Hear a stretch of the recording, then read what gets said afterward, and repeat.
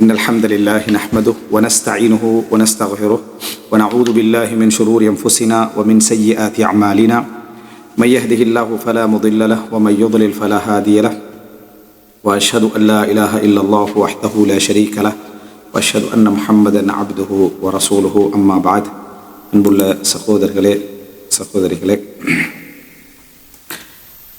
இஸ்லாம் கூறும் குடும்பவியல் என்கின்ற தொடரில் நாம் இப்பொழுது பெற்றோர்கள் சம்பந்தமான பகுதியிலே நாம் இருக்கிறோம். அதில் பெற்றோர்களுடைய அதாவது சட்டங்கள் சார்ந்த விஷயங்களும் அவர்களோடு தர்பியா சம்பந்தப்பட்ட அந்த ஜவாடிப்புகள் அந்த பகுதிகளையும் நாம் இன்ஷா அல்லாஹ் இப்பொழுது சுருக்கமாக நம்ம பார்ப்போம்.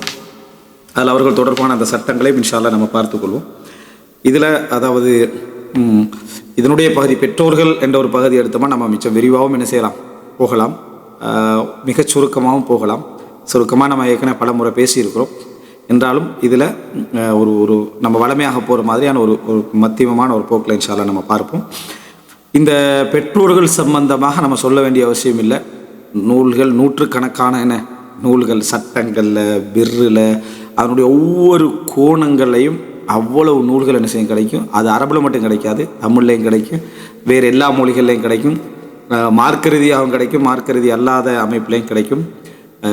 ஒரு மனிதன் பேசக்கூடிய மொழிகள்லேயே முதல் வார்த்தையும் அதுதான் கணக்கிட்டா உம்மான்றது தான் முதலாக என்ன செய்யும் ஆரம்பிக்கும். அதுக்கப்புறம் வாப்பான்றது என்ன செய்யும் ஆரம்பிக்கும். எனவே அந்த ஒரு ஒரு கொஞ்சம் சொல்ல போனால் ஒரு மற்ற எல்லா தலைப்புகள் எப்படி உணர்வுபூர்வமோ அதை விட ஒரு மடங்கு இது என்ன செய்யும் ஒரு கூடுதல் உணர்வுபூர்வமான ஒரு தலைப்பும் தான் இது.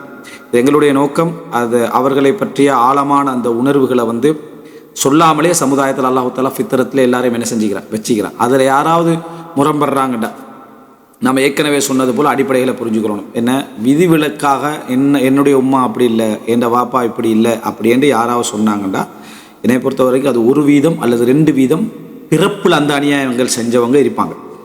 பிறப்பிலேயே 1%, 2% அந்த அநியாயங்கள் செஞ்சவங்க இருப்பாங்க. அது என்னது நம்ம மனிதனுடைய அந்த ஃபித்ரத்துக்கு தாண்டி போனவங்க அல்லது ஃபித்ரத் அப்படி இருந்தும் நிர்பந்தங்களின் காரணமாக அந்த வழிக்கு போனவங்களாக இருக்கலாம். எனவே நாங்கள் எதை பேசினாலும் அந்த மாதிரி பாதிப்புக்குள்ளான பிள்ளைகளாக இருந்தால் அவங்க இது விதிவிலக்கான ஒரு இடம் என்றதை அவங்க தெரிஞ்சுக்கொள்ளணும். காரணம், நீங்கள் இப்போ தாய் தந்தைகளாக இருந்திருந்தால் நீங்கள் அதே இது உங்களுக்கு பொருந்துதா இல்லையா? நீங்கள் எப்படி உங்களுடைய தாய் தந்தைகளை யோசிக்கிறீங்களோ இந்த விஷயத்தில் பிள்ளைண்டு, ஆனால் உங்களை சூழ உள்ள உங்களோட சகோதர சகோதரிகள் அந்த சமுதாயத்தில் உள்ள தாய் தந்தைகளை யோசித்தா உங்களுக்கு விளங்கிடும். அது என்ன நம்ம பேசுகிறது சரிதானே. வளர்ந்த பின்னால் நடக்கக்கூடிய அநியாயங்களோட ஒரு பகுதி இருக்குது. அதுவும் நம்ம எடுத்துக்கொண்டோம்னா ஒரு 10 அல்லது 20% என்ற அளவுக்கு சொல்லலாம். வளர்ந்த பின்னால் சொத்தில் மற்ற விஷயங்களில் ஏற்றத்தாழ்வுகள் காட்டக்கூடிய அல்லது கொடுமையாக நடக்கக்கூடிய கொலை என்ற அடிப்படையில் நடக்கக்கூடிய அளவுக்கும் வரத்தான் செய்யும். அதுவும் ஒரு 10% அல்லது ஒரு 20% அளவுக்கு என்ன செஞ்சிருக்கலாம் மாறி இருக்கலாம். காலம் போக போக ஃபித்ரா தபத்துலாக மாற்றமடைய அது வளர்ந்துட்டு போகவும் வாய்ப்பு இருக்குது. ஆனால் நம்ம பேசக்கூடிய விஷயம் அதனுடைய இது மாதிரி நடந்தால் உள்ள அஹ்காம்கள்னு ஒரு பகுதி நம்ம வச்சுக்கிறோம். இரத்த உறவுகள், தாய் தந்தை, மற்ற நம்ம வலியுறுத்தப்படுகின்ற உறவுகள் நமக்கு மார்க்கத்துக்கு முரணான உரிமைகள் விஷயத்தில், உடல் உரிமைகள், உயிர் உரிமைகள், சொத்து உரிமைகள் விஷயத்தில் மோசமான முறையில் நடந்து கொண்டால் அது இஸ்லாம் என்ன சொல்லுது, அதை எப்படி நம்ம அணுகணும் என்பதை நம்ம இந்த இதுக்குள்ளே சொல்ல மாட்டோம். இடையில இது ஒரு இடத்துல என்ன செய்யும் சொத்து விஷயத்தில் எதுலையோ ரிலேட்டட் ஆகும். அந்த இடத்துல வச்சு என்ன செய்யலாம் நம்ம அதை பேசுவோம். அதனால் இந்த ஒரு பகுதியை நம்ம தெரிஞ்சுக்கணும். எல்லா இடத்திலும் விதிவிலக்கான விஷயம் இன்னும் சொல்ல போனால் இப்போ 70-80% பேசுகிறோமே அதுலேயும் நம்ம சொல்லக்கூடிய ஜவாடிபுகளில் பகுதிகளில் ஒரு இடத்துல என்ன செய்யும் ஒரு விதிவிலக்கு வரத்தான் செய்யும். அதனால் உடனே இது அப்படி இல்லை பார்த்தீங்களா நம்மளோட ஏன்னா மனிதர்கள்ட்ட அந்த இன்சாஃப் அசீஸ் நான் சொல்லுவேன். என்ன நீதம் அரிதானதுண்டு. நீதம் அரிதானதால் என்ன நடக்குது அப்படின்னா தன்னை வச்சுத்தான் உலகத்தை முடிவெடுக்கிறீங்க. பெரும்பாலான பெண்களை பொறுத்த வரைக்கும் பார்த்தா அது அவரோட வைஃபையும் அவரோட ஊட்டுல உள்ளத்தையும் வச்சு பெரும்பாலான பெண்களை பொறுத்த வரையில் தீர்ப்பு சொல்லுவார். இவருக்கு பல பிரச்சனை. இவர் ஒரு சுயநல சிந்தனையாளர், அறிவில் குறைபாடு இருக்கு, அல்லது ஹமாக்கத் அதாவது என்ன மடத்தனம் மந்தத்தனம் இருக்குன்னு அர்த்தம். ஏதாவது உண்டு சரியா இல்லைண்டா பெரும்பாலான பெண்களை நீ எப்படி நீ முடிவுக்கு வரலாம். ஒரு கல்யாணம் தான் முடிச்சு மிக்கிறேன் சரியா, அந்த மனைவி உனக்கு இந்த விவாகரத்து நடந்து இன்னொரு மனைவியா நீ முடிக்கவும் இல்லை. அதுக்காக நீ பலதார திருமணம் முடிச்சுன்னு அந்த தீர்ப்பு சொல்லவும் இயலாது. உனக்கு எல்லாமே சாபமா அமைஞ்சிக்க வாய்ப்பு இருக்கு சரியா. ஒரு 4-5 அப்படியே அமைஞ்சிக்க நீ ஒரு முடிவை சொல்லுவாய். அல்லது உனக்கு நல்லா அமைஞ்சிருக்கு நல்லா அமைஞ்ச பிறகு இவர் எப்படி தீர்ப்பு சொல்கிறது தெரியுமா? மாஷா அல்லாஹ் அல்ஹம்துலில்லாஹ். ஒரு பல திருமணங்கள் முடிச்சா அதில் வந்து வாழ்க்கை வந்து எனக்கு பெரிய ஒரு அது உனக்கு ஒன்னே மட்டும் பேசு, எனக்கு அப்படி அமைந்த உலகத்திலே அப்படி தாண்டி எத்தையும் பேச பிள்ளைகளோட விஷயத்துலையும் தான். ஒரு பிள்ளை பெற்றா அது சிறப்புன்னு பேசவும் கூடாது, ஒரு பிள்ளை பெற்றா அது பிழை என்று பேசவும் கூடாது. உன்னுடைய அனுபவத்தில் என்ன அப்படின்னு பேசும். என்ற அனுபவத்தில் எப்போ பொதுவாக சொல்லலாம்டா, உலக மக்களுடைய அனுபவங்களை தொகுத்து நீ படிச்சா, அல்லது உனக்கு வரக்கூடிய 1000 பேர் 2000 பேரை நீ சந்திச்சா, அதுக்கான சந்தர்ப்பங்கள் உனக்கு கிடைச்சதுண்டா, அப்ப நீ ஒரு முடிவுக்கு என்ன செய்யலாம், வரலாம். நீ ஒரு பெரிய ஒரு பரப்புல நீ அதை இருக்கணும். அதனால தானே ஃபீல்டு என்னது ஒரு அறிக்கை ஒன்று எடுக்கிறாங்க நிலத்துல. ஒரு அதாவது என்ன சொல்றது, இந்த நில அறிக்கை என்ன, அதாவது ஃபீல்டு ஒர்க் என்ன சொல்லுவாங்க, அதாவது களத்தில் இறங்கி அந்த களத்துடைய அறிக்கைகள் என்ன செய்யறாங்க எடுக்கிறதுக்கு காரணம். அதனால அப்படியே முடிவுக்கு வரப்படாது. வெளிப்படையா இருக்கிறது எல்லாம் வந்து தலைகீழா மாற வாய்ப்பு இருக்குது, விளங்கிட்டா? அப்போ இதெல்லாம் எடுத்துட்டு தான் ஒரு முடிவுக்கு வரணும். இதை ஆபத்து எப்பேண்டா, பேச்சாளருக்கு இந்த பிரச்சனை வராது, வந்தா அவர் அதை சமூகமயப்படுத்தி பேசி விட்டுருவார். சமூகமயப்படுத்தி இன்றைக்கு பெற்றோர்கள் என்று இருக்கிறவங்க எவங்க இன்றைக்கு உமா அப்பா ஒழுங்கா இருக்கிறாங்க அப்படின்னு பார்த்தா அவர் உமா அப்பா ஒழுங்கு இல்லை, சரியா? அதனால தன்னது வாழ்க்கையை கண்ணாடி மாதிரி அடுத்தவங்களுக்கு காட்டுற மாதிரியான நிலைமை இருக்கக்கூடாது. சிலர் கன்ஃபார்மா இது சொந்த அனுபவம் தான் என்று நிரூபிக்கிற அளவுல சில ஆதாரங்களே வச்சுட்டு பேசிடுவாங்க. அந்த பேச்சில விளங்க என்னண்டா, இப்படி ஒன்று அவர் மக்கள்கிட்ட காணவே இல்லை, காண்ற சந்தர்ப்பமும் இல்லை, சான்ஸும் இல்லை, விளங்கிட்டா? அப்ப இப்படி இவர் சொன்னாருண்டா தேவையில்லாம தன்னை வெளிப்படுத்துவோம். எனவே புத்திசாலித்தனம் இருக்கணும். அடுத்தது தீர்ப்புக்கள்ல ஒரு பொதுமையான ஒரு தன்மையோட என்ன செய்யணும், இருக்கணும். இப்போ உதாரணம், பெண்கள் அடிக்காம திருந்த மாட்டாங்கன்னு ஒருத்தர் சொல்றாருவீங்களே, நமக்கு நல்லா தெரியுது அடிக்காம நல்லா வாழக்கூடிய 1000 பெண்களை நம்ம வாழ்க்கையில பார்க்கிறோம். இப்ப பிரச்சனை யாரு அப்படின்னா, இவரை பத்தியான ஆதாரங்களை அவர் முன்வைக்கிறான்னு அர்த்தம். இவைகள் சொல்லவே கூடாது. சில டைம்ல தெரியாம சில வார்த்தைகளை என்ன செஞ்சிடும், வந்துடும், சரியா? தெரியாம சில வார்த்தைகள் வந்துடும். அடிக்கிறவன் ஆம்பளையே இல்லை, ஒரு ஆள் அடிக்கிறவன் ஆம்பளையே இல்லை அப்படி என்று சொன்னா உமர் இல்லாங்க அடிச்சாம வருது, ரைட்டா? சஹாபாக்களை பலர் அடிச்சுக்கிறான்னு வருது, ஜுபைர் இப்னு அவ்வாம்ல வருது. இப்ப என்ன முடிவுக்கு வருது?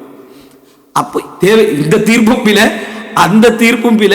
நீ எதுக்கு சிறந்தவர் இல்லைன்னு ரசூலுல்லாஹ் சொல்றாங்க. லைஸஹா உலாய் பிஹியாரிக்கும், குடும்ப விஷயத்துல இவர் சிறந்தவர் அல்ல. உமர்லாம் அடிச்சிருந்தாங்க, அந்த விஷயத்துல சிறந்தவர் அல்ல, எப்படி சொல்லு? ஆதாரம் ஹதீஸ்.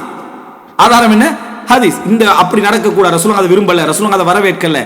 இது மிக முக்கியம். குடும்ப வாழ்க்கையில மற்ற எல்லா விஷயத்தை விட குடும்ப வாழ்க்கையில மிக முக்கியம். பிள்ளைகளுக்கு தீர்ப்பு சொல்றது, சரியா? 4 பிள்ளைய தான் பார்த்திப்பான்.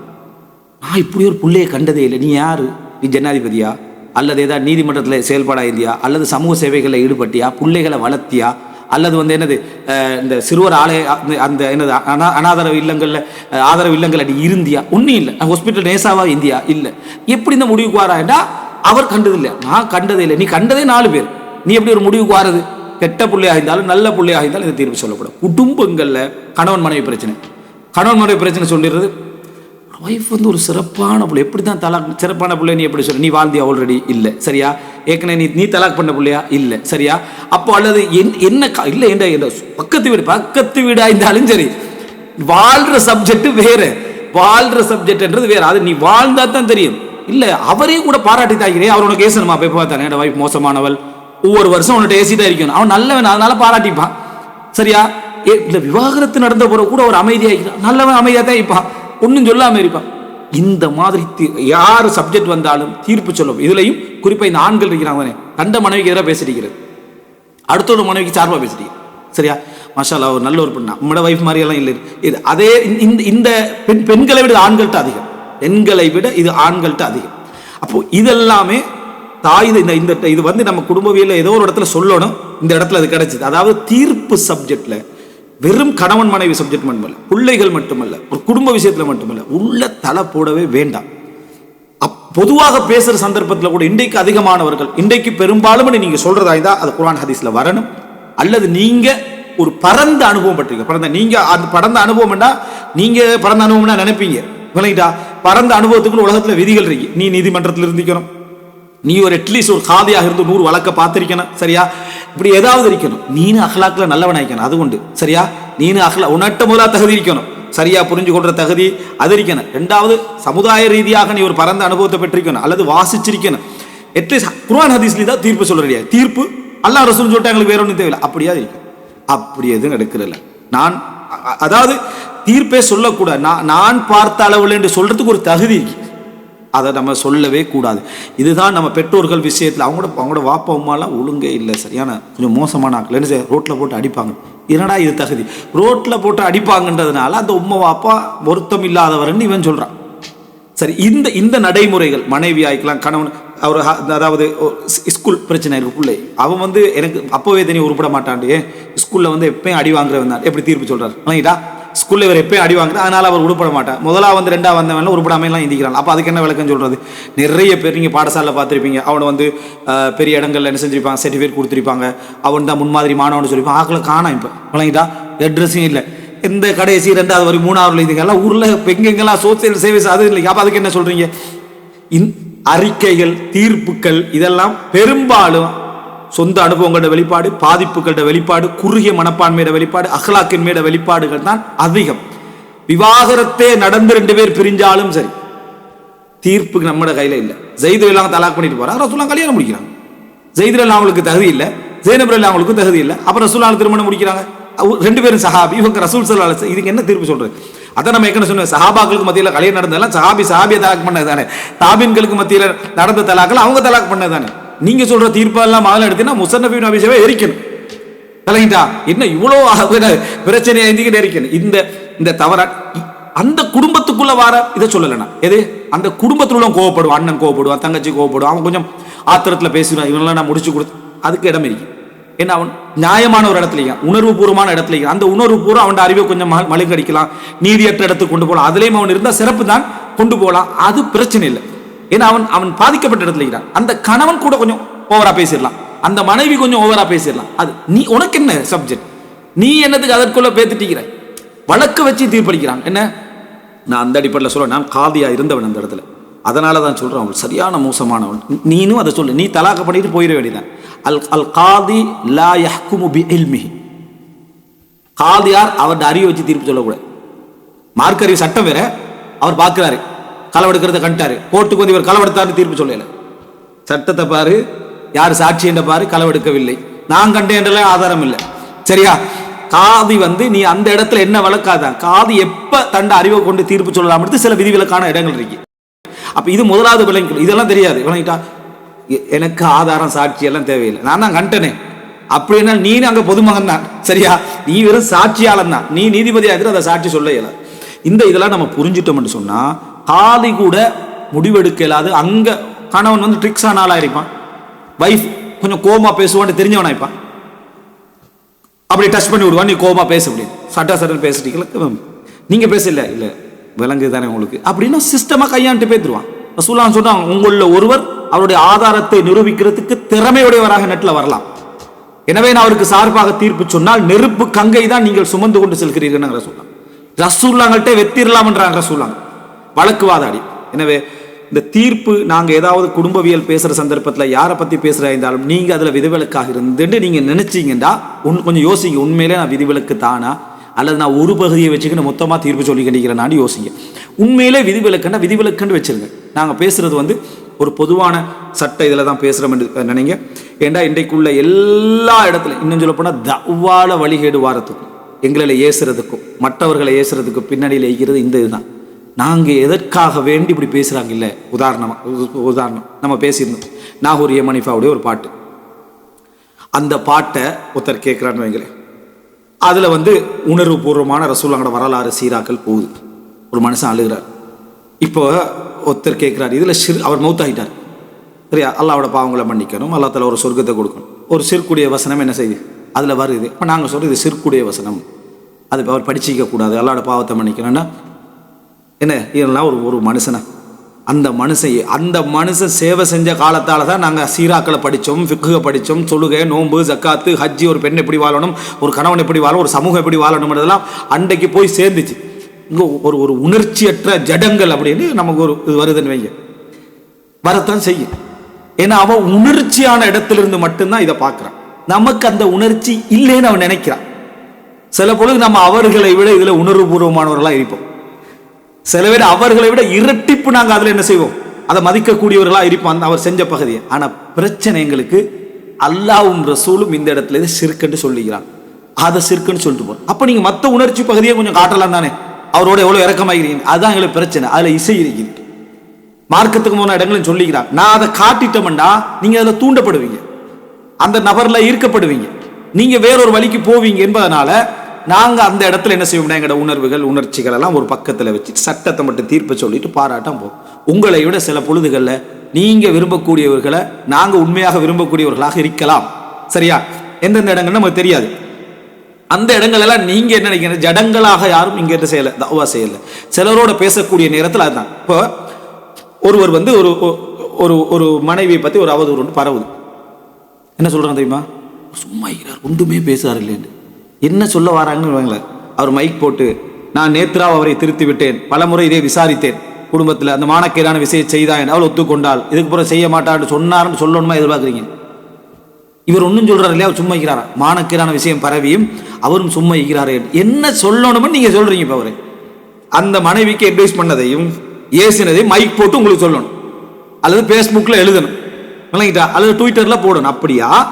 அல்லது அவர் நல்ல மனுஷன், சொல்லித்தான் இருப்பாரு, திருத்தி தான் இருப்பாரு, அதனால எப்படியோ வாழ்க்கையை கொண்டு போறாருன்னு ஒரு நல்ல மனுஷன் நினைக்கணுமா? இவங்களுக்கெல்லாம் சொல்லணும். அதெல்லாம் நான் சொல்லிவிட்டேன். மன்னர்களை நீங்கள் வந்து அட்வைஸ் பண்றீங்களா? இப்போ போய் இந்த உள்ளுக்கு போய் அட்வைஸ் பண்ணிட்டு வந்தேன், அவர்கிட்ட சொல்லிட்டேன், இதுக்கு பிறகு நீ ஒழுங்கா இருந்துக்கணும் இல்லாண்டு பார்த்துக்கன்னு சொல்லிட்டு வந்தேன். எண்டிவன்ட்ட சொல்லணும், இவர் அல்லாஹ் அக்பர் சொல்லணும், கோமெண்ட்ல அல்லாஹ் அக்பர் அப்படின்னு போடணும். போட்டா தான் அவர் இவர்கிட்ட ஒரு சர்டிஃபிகேட் எடுக்கணும். அதனால பெரும்பாலும் சொல்லுவாங்க, அதனால தான் ஒரு நல்ல தலைவர் அந்த மக்களால் கொல்லப்படுவார். ஒரு நல்ல தலைவர் அவளே கொன்றுவார். யாரு இவங்களோட இந்த மக்களுடைய மீட்டரை புடிச்சு பேசுறாரோ அவரை வாழ்த்துருவான். ரைட்டா? அவர் என்ன செய்வார்? மக்களோட மீட்டரை பிடிச்சிக்கிட்டே இருப்பார். மக்களுக்கு என்ன வேணும்னு அவருக்கு தெரியும், நான் எங்க கத்தி நண்டு விரும்பணும்னு தெரியும், எந்த வழக்கை எடுக்கணும்னு தெரியும், எந்த பிரச்சனை எடுக்கணும்னு தெரியும். அதுக்கு நான் அப்படி செய்வேன்னு சொன்னா சரி, அதோட அவங்களுக்கு என்ன செஞ்சிருவாரு, அதை எடுத்து பாராட்டிடுவார். இந்த மாதிரியான ஒரு நடைமுறை அல் இன்சாஃபு அசீஸ். இந்த என்ன சொன்னோம், லன் துன்சிஃபிகல் ஹயா, லன் துன்சிஃபிகல் ஹயா. இந்த வாழ்க்கை ஒரு நாள் உங்களுக்கு நீதியை தராது. இதே நீங்க காய்தா அப்ளை பண்ணிக்கங்க, மனைவிக்கு அப்ளை பண்ணிக்கங்க, ஹஸ்பண்டுக்கு அப்ளை பண்ணிக்கங்க, பிள்ளைகளுக்கு அப்ளை பண்ணிக்கங்க, உம்மா பாப்பாக்கு அப்ளை பண்ணிக்கங்க. அப்படியே எடுத்துக்கிட்டீங்கன்னா இதே இதில் நம்ம வந்தோம்டா தாய் தந்தையாக இருக்கக்கூடிய ஒவ்வொருவரும் எழுதிக்கொள்ளணும், எனக்கு நன்மை செய்யக்கூடிய உபகாரம் செய்யக்கூடிய மார்க்கத்தை புரிந்த அகலாக்கில் உச்சகட்டமான ஒரு மகன் கிடைத்தாலும் அவனால என்ன 75% தான் புரிஞ்சு கொள்ளலாம். அவனால் என்ன 75% தான் புரிஞ்சு கொள்ளலாம் என்ற உணர்வை 75% தான் அனுசரித்து நடக்கலாம். நான் 25% கண்ணீர் வடிக்க வேண்டும், நான் பொறுக்க வேண்டும், சபர் செய்யணும், அவனுக்கு காட்டிக்கொள்ளக்கூடாது. அவன் நல்ல புள்ள, இரக்கமான புள்ள, உண்மையாக நடக்கிற புள்ள. அவனால் புரிஞ்சு கொள்ள முடியாத இடங்கள் 25, புரிஞ்சு கொண்டாலும் வெளிப்படுத்த முடியாத விதங்கள் 25 வரும் அவனுக்கு. அதனால நல்ல பெற்றோர்கள் நல்ல பிள்ளைகளை உருவாக்கிட்டாலும் நீ சபரோட தான் போய்கொண்டிருக்கும், சபரோட தான் போய்கொண்டிருக்க வேண்டிய ஒரு கட்டம் கொண்டு வரும். ஒரு சின்ன உதாரணம் சொல்லிட்டு நான் ஒரு பகுதிக்கு வரேன். அதாவது எந்த அளவுக்கு அப்படின்னு சொன்னா, எந்த அளவுக்கெல்லாம் சபரோட நம்ம இருக்க வேண்டிய ஒரு கட்டம் வரும்னா, ஒரு மகன் வந்து சரியான புரிதலுக்கு வர வேண்டிய வயசு வார்த்தை நிறைய அனுபவம் வரணும். அறிவு வந்தால் மட்டும் போதா, அனுபவம் வரணும். அனுபவம் அவனுக்கு எப்போ வரும் என்ற ஒரு நிலை இருந்ததுன்னு சொன்னா, அவன் தந்தை என்ற ஒரு இடம் வருவானே, தந்தை என்ற இடம் வார நேரத்தில் தான் பெரும்பாலும் என்ன செய்வானா, தண்டை வாப்பா பற்றிய யோசனை என்ன செய்யும் வரும். அதுவும் ஆரம்பத்திலே வராது. அவன் புள்ள பெற்று வளர்த்து அந்த புள்ள தானே டீல் பண்ணுவான் பார்த்தீங்களா, அல்ல அந்த புள்ளைய வளர்க்க ட்ரை பண்ணுவான் பார்த்தீங்களா, அந்த புள்ளை அது வரைக்கும் அறிவெல்லாம் இருக்கும், விளக்கவும் இருக்கும், புரிதலும் இருக்கும், எல்லாமே இருக்கும். இருந்தாலும் அவனால் என்ன செய்ய முடியாமல் இருக்கும் தெரியுமா? இதுதான் இந்த வாப்பா என்கிட்ட எதிர்பார்த்தது என்று புரியறதுக்குள்ள வாப்பா மரணிச்சும் இருக்கலாம், அல்லது வாப்பா மரண படுக்கையிலும் இருக்கலாம், அல்லது இவன் எவ்வளவு கொடுத்தாலும் அனுபவிக்கிற நிலைமை இவனுக்கு இருந்தாலும் அவர் அனுபவிக்க முடியாத இடத்துல அவர் இருக்கலாம். ஒரு கையில் ஒரு 5000 பணம் கொடுக்க இயலாது, காரணம் அவருக்கு பிரயோசனம் இல்லை, அவர் எடுத்து பிரயோசனம் இல்லை, அவர் தங்கச்சி கொண்டு போய் கொடுக்கோ யாரை கொடுக்குறோ ஆற்றலாம் அவர் இல்லாமல் வைக்கலாம். ஸோ இந்த இடங்கள் வாரத்துக்கு முன்னால் நம்ம நிறைய அனுபவபூர்வமாக விளங்கிக்கிறோம். அப்போ அந்த தாய் தந்தைக்கு முதல் அட்வைஸ் என்னென்னா, நம்ம தாய் தந்தையாக இருக்கக்கூடியவர்களுக்கு அட்வைஸ் என்னென்னா, நாம் விரும்பியோ விரும்பாமலோ பெத்த மனசு என்றதுனால சில வேதனைகளை நம்ம அனுபவிச்சாகணும். சில வேளை மகன் எங்களுக்காக இரட்டிப்பாக கஷ்டப்பட்டிருப்பான், இரட்டிப்பாக போராடி இருப்பான், இரட்டிப்பாக துடிச்சிருப்பான். ஆனால் அவனுடைய அந்த இரட்டிப்புடைய வெளிப்பாடு அவன் எங்கள்கிட்ட காட்டுற நேரத்தில் வந்து வேதனையாக காட்டிடுவான், இதாக சொல்லிடுவான். அந்த நேரங்களில் நம்ம சபர் பண்ண வேண்டிய ஒரு கட்டமெல்லாம் என்ன செய்யலாம், வரலாம். அதனால் பெற்றோர்கள் இயன்ற அளவுக்கு தன்னை பிள்ளையை சிறப்பாக வளர்க்கணும், நன்றியுள்ளவர்களாக வளர்க்கணும். ஆனால் போராட்டங்கள் என்ன செய்யும், மிக மிக அதிகமாக இருக்கும் இடத்துல நம்ம தெரிஞ்சுக்கணும். தாய் தந்தையுடைய சப்ஜெக்டுடைய அந்த உள்ளார்த்த உணர்வுகள் இருக்குதானே, அதெல்லாம் வந்து நிறைய உள்ளது. அந்த பகுதிகளை நான் சொல்லிட்டு அடுத்தடுத்த பகுதிகளுக்கு வரலாம்னு நினைக்கிறேன். ஒரு தாய் தந்தையை பொறுத்த வரைக்கும் இந்த உலகத்தில் குர்ஆனுடைய சட்டத்தை நீங்கள் பாருங்கள். வலா தக்குல்லஹுமா உஃபி, அல்லாஹு தாலா குர்ஆனில் சொல்லி காட்டுகிறான். வலா தக்குல்லஹுமா உஃபி, அவர்களுக்கு நீங்கள் சி என்று கூட நீங்கள் சொல்ல வேண்டாம். அந்த வசனத்தில் ரப்புல் ஆலமீன் எதை மொத்தமாக சொல்கிறான்னு பாருங்கள். வலா தக்குல்லஹுமா உஃபின் வலா தன்ஹர்ஹுமா,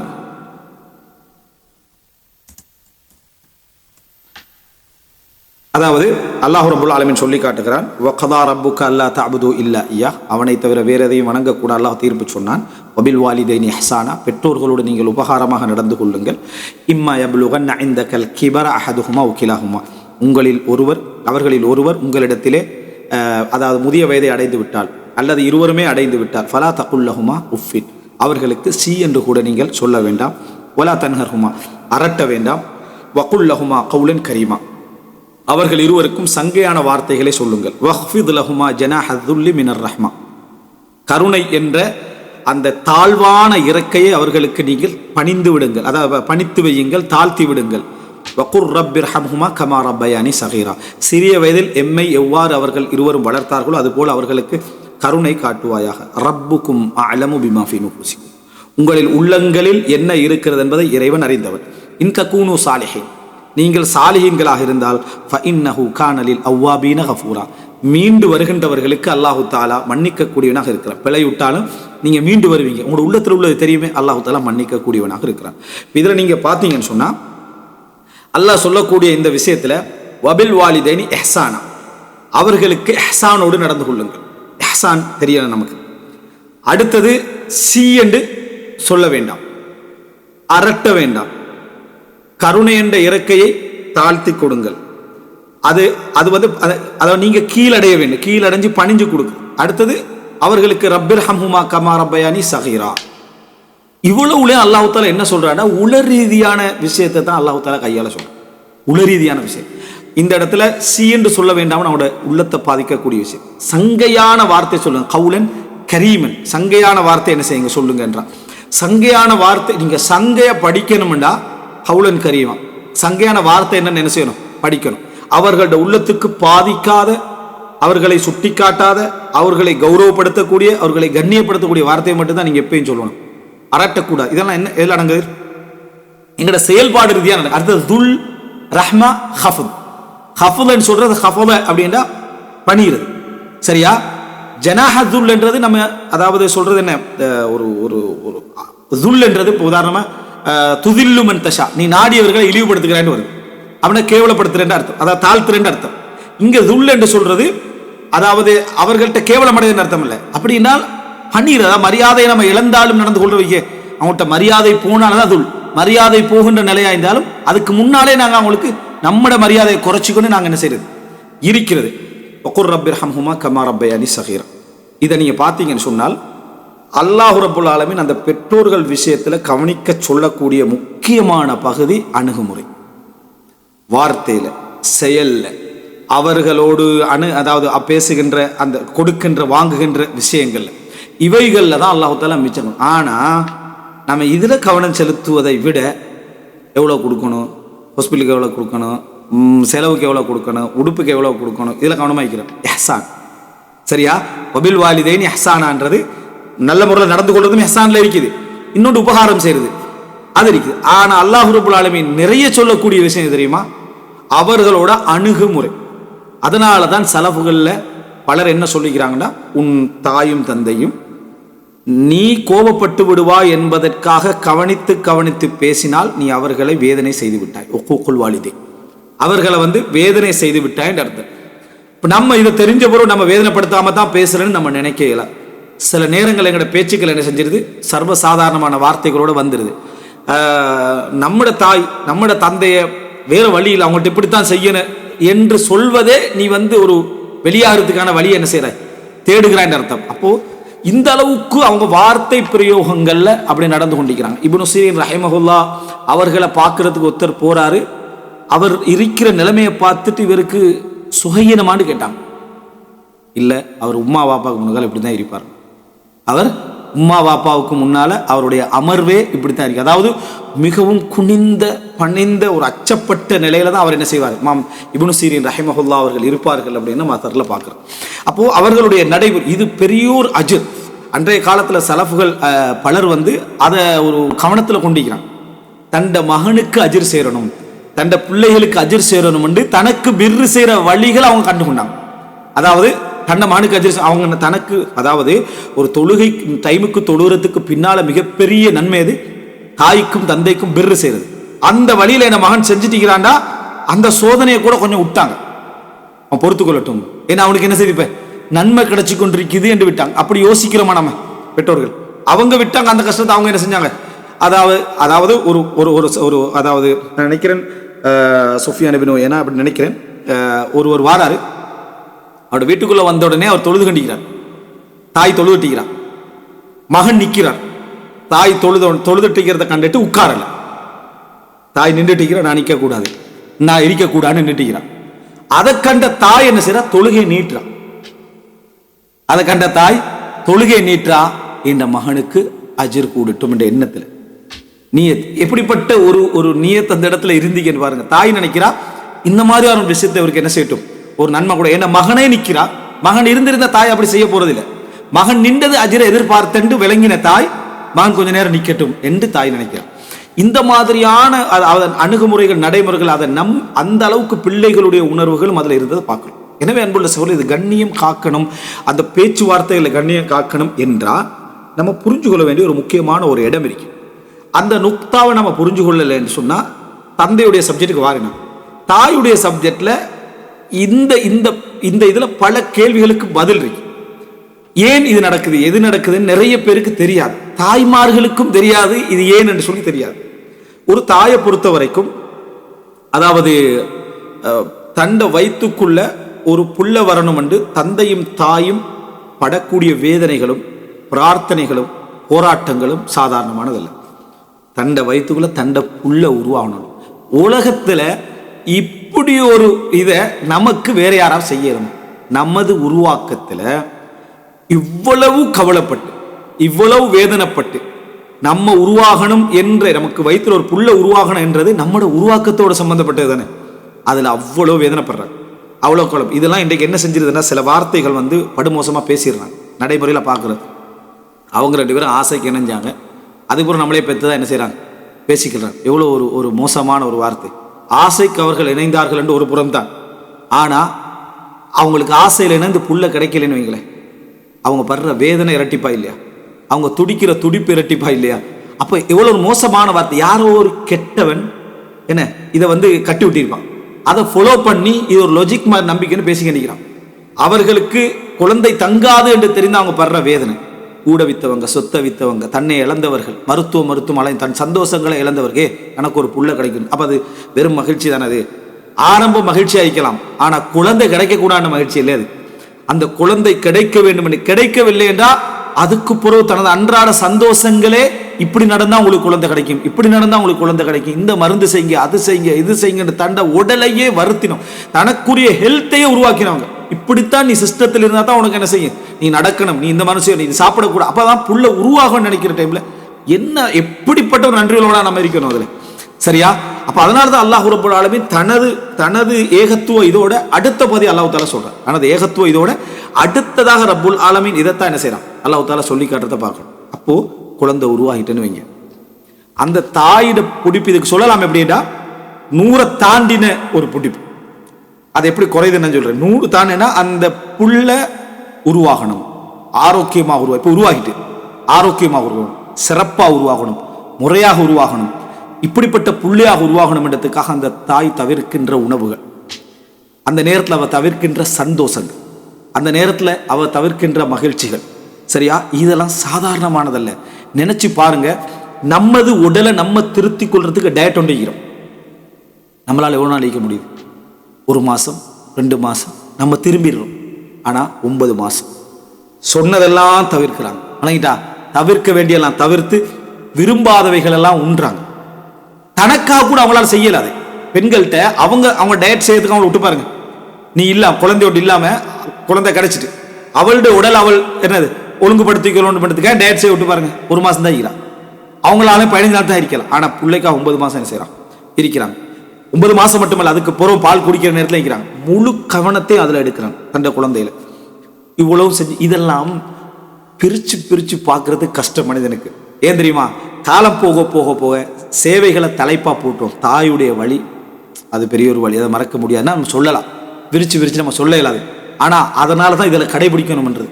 ஏன் கடைபிடிக்கணும் என்று கேட்பதை விட குர்ஆன் ஹதீஸும் சொல்றது அப்படியே நம்ம அக்கு வேற அதை அச்சொட்டா கடைபிடிச்சிட்டோம்னா அந்த உணர்வுகளுக்கு அட்லீஸ்ட் மரியாதை கொடுத்த மாதிரி செஞ்சு ஆகிரும். ஏன்னா இதெல்லாம் ஒவ்வொரு நாளும் உணர்ந்து கொண்டிருக்கலாது. அவர்களே கூட மறந்திருக்கலாம், ஆனா வேதனை நேரத்தில் அவங்க உணர்வாங்க. இதை தாண்டி அந்த குழந்தை உருவாகின பின்னால தூங்குற நேரம், படுக்கிற நேரம், இன்னும் சொல்ல போனா சில பொழுதுகளில் ஆணுடைய புத்தி எப்படி வேலை செஞ்சிருப்பால் அவனோட தந்தையாக வரக்கூடிய புத்தி கூட சில நேரங்கள்ல அவனுடைய அழுத்தம் காரணம், அவனுடைய பிரச்சனை காரணமா கொஞ்சம் ஓவரா அட்வான்டேஜ் எடுத்துக்கல்றா. ரைட்டா? எத்தனை பேர் இப்படி புள்ள பெறாங்க, இவங்களுக்கு கொஞ்சம் வலியை கூட்டிக்கல்றா, தனக்கு ஒரு இது பண்ண என்று தன்னை மனைவியை சந்தேகப்படக்கூடிய அதீத புத்தி உள்ளவங்களும் என்ன செய்றாங்க இருக்கிறாங்க. அதெல்லாம் தாண்டி அவரோட வழிகளை தாண்டி எல்லாம் ஒரு கழுத்து படுக்கிறது போராட்டம், ஒரு பக்கத்துல படுக்கிறது எழும்புறது போராட்டம், வாஷ்ரூம் போறது போராட்டம். எல்லா போராட்டத்துக்கு மத்தியிலும் அந்த குழந்தை அந்த தாய் என்ன செய்யறா? பெத்தெடுக்கிற. அந்த குழந்தையை பெற்றெடுக்கிற நேரத்தில் அவ அடைகின்ற வழி சாதாரண வழி. அப்படிப்பட்ட ஒரு வழியை அவங்க சுமந்து அந்த குழந்தை என்ன செய்யறாங்க? பெற்றெடுக்கிறாங்க.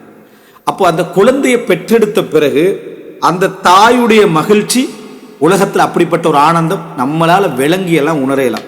சரியா? அதை பெண்களாலும் அப்படி விளங்கப்படுத்தவும் முடியாது.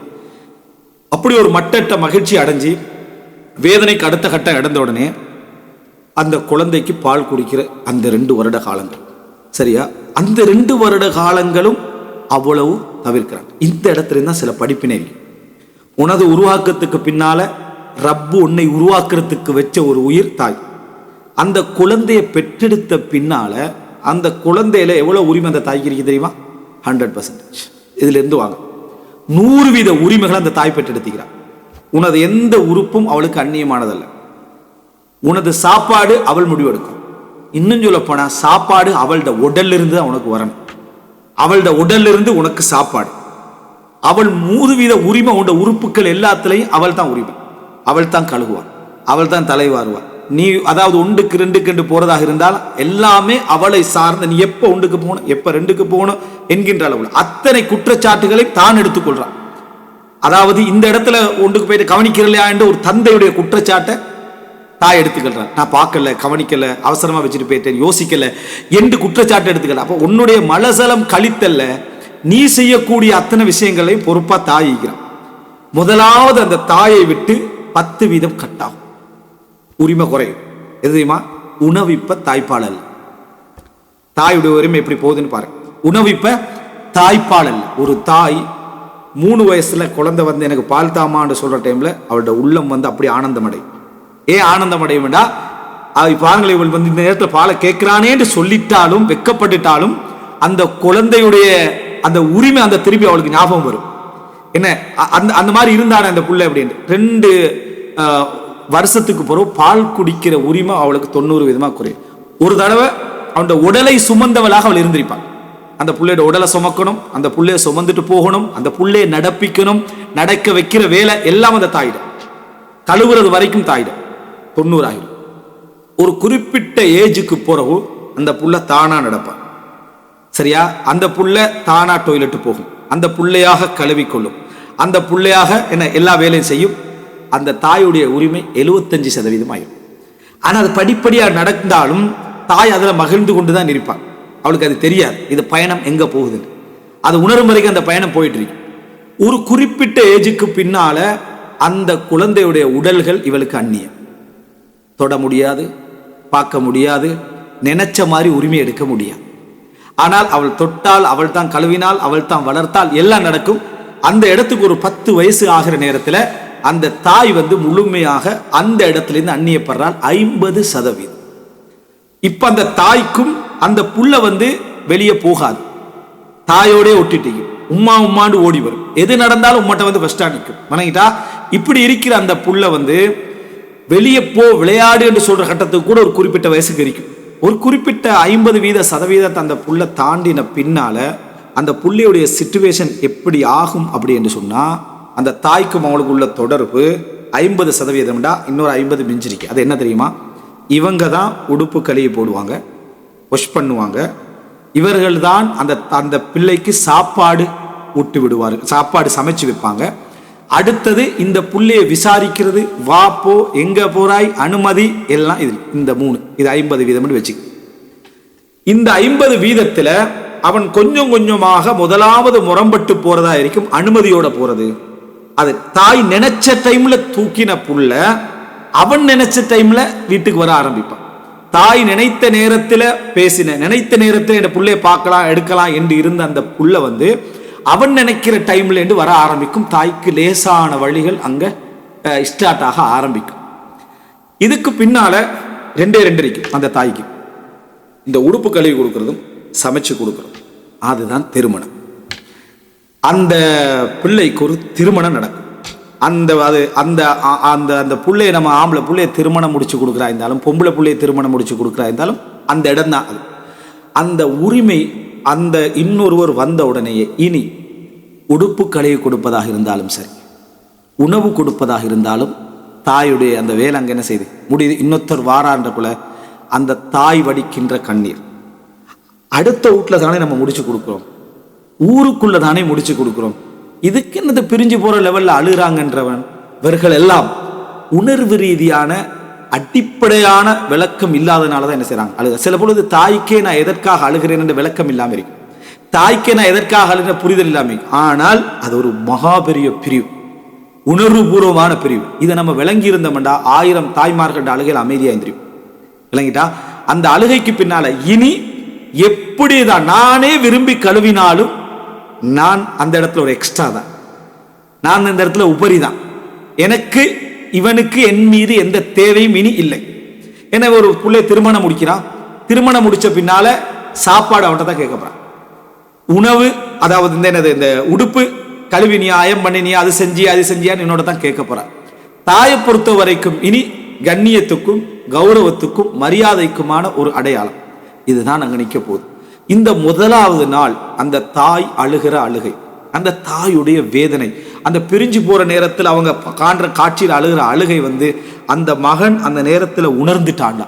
இது ஒரே பிள்ளைன்னு வைங்களேன், ஒரே பிள்ளைண்டா அவங்க அடையிற அந்த பிரிவுடைய வேதனை. ஒரே ஆண் பிள்ளை இருந்தாலும் இந்த பிரச்சனை உச்சகட்டமாக்கும் அவங்களுக்கு. ஏன்னா அந்த ஆண் பிள்ளை இன்னொரு ஆண் பிள்ளை இருந்தா கூட அழுகை இருந்தாலும் இன்னொரு இடம் இருக்குது அவங்களுக்கு ஆறுதலுக்கு. அதுவும் கடைசி பிள்ளைன்னு வைங்களேன், முதலாவது பிள்ளையுடைய அழுகை அவங்களுக்கு அனுபவத்தை கொடுத்திருந்தாலும் கடைசி பிள்ளைன்றது முழுமையான இழப்பு அவங்களுக்கு என்ன செய்யுது, உணர்ந்து கொடுக்குது. இது ஊருக்குள்ளே இருந்தாலும் சரி, நீங்க பக்கத்து ஊரா இருந்தாலும் சரி, அந்த தாயோட கவனிப்புல வளர்ந்த ஒரு மகளை நீங்க திருமணம் முடிக்கிறதா இருந்தாலும் சரி, உரிமை மாறுது. இந்த உரிமை மாறுற வேதனை இன்னும் சரியாக நீங்க புரிஞ்சு கொள்ளணும்டா, உங்களுடைய மகளை நினைங்க, உங்களுடைய மகனை நினைங்க, நீங்க காட்டுற பாசத்தை நினைங்க, நீங்க காட்டுற அந்த உரிமைகள் நினைங்க. அதை தாண்டி அவன் இன்னொருத்துல போற டைம்ல இதெல்லாம் அவனுக்கு கிடைக்க போகுது, ஆனா இந்த பாசத்தோட கிடைக்காது. இந்த பாசம் எல்லாம் உலகத்துல எல்லாரும் ஏற்றுக்கொள்ற விஷயம். மனைவி என்ன பாசம் காட்டிட்டாலும் அந்த தாயுடைய பாசத்துக்கு அது ஈடாகாது. அதே போல கணவன் எந்த இதை காட்ட ஈடாகாது. எந்த இடத்துல பெரும்பாலும் தாய் உனக்கு இவ்வளோ நாளும் உடுப்பு கழுவி போட்டது நான் தானே, உனக்கு இவ்வளோ நாளும் சாப்பாடு செஞ்சு போட்டது நான் தானே என்று தாய் எதுக்கு சொல்லி காட்ட மாட்டான்னா, சொல்லி காட்டுறதுக்கு சொல்லி காட்ட மாட்டான். நீ என்னைய விட்டு போறாயே, என்னைய விட்டு பிரிறாயே, என்னைய நீ மதிக்கிறாய் இல்லை என்ற ஒரு இடத்துல மட்டும் தான் சொல்லி காட்டுவாளே தவிர என்ன பங்குக்குன்னு சொல்லி காட்ட மாட்டான்.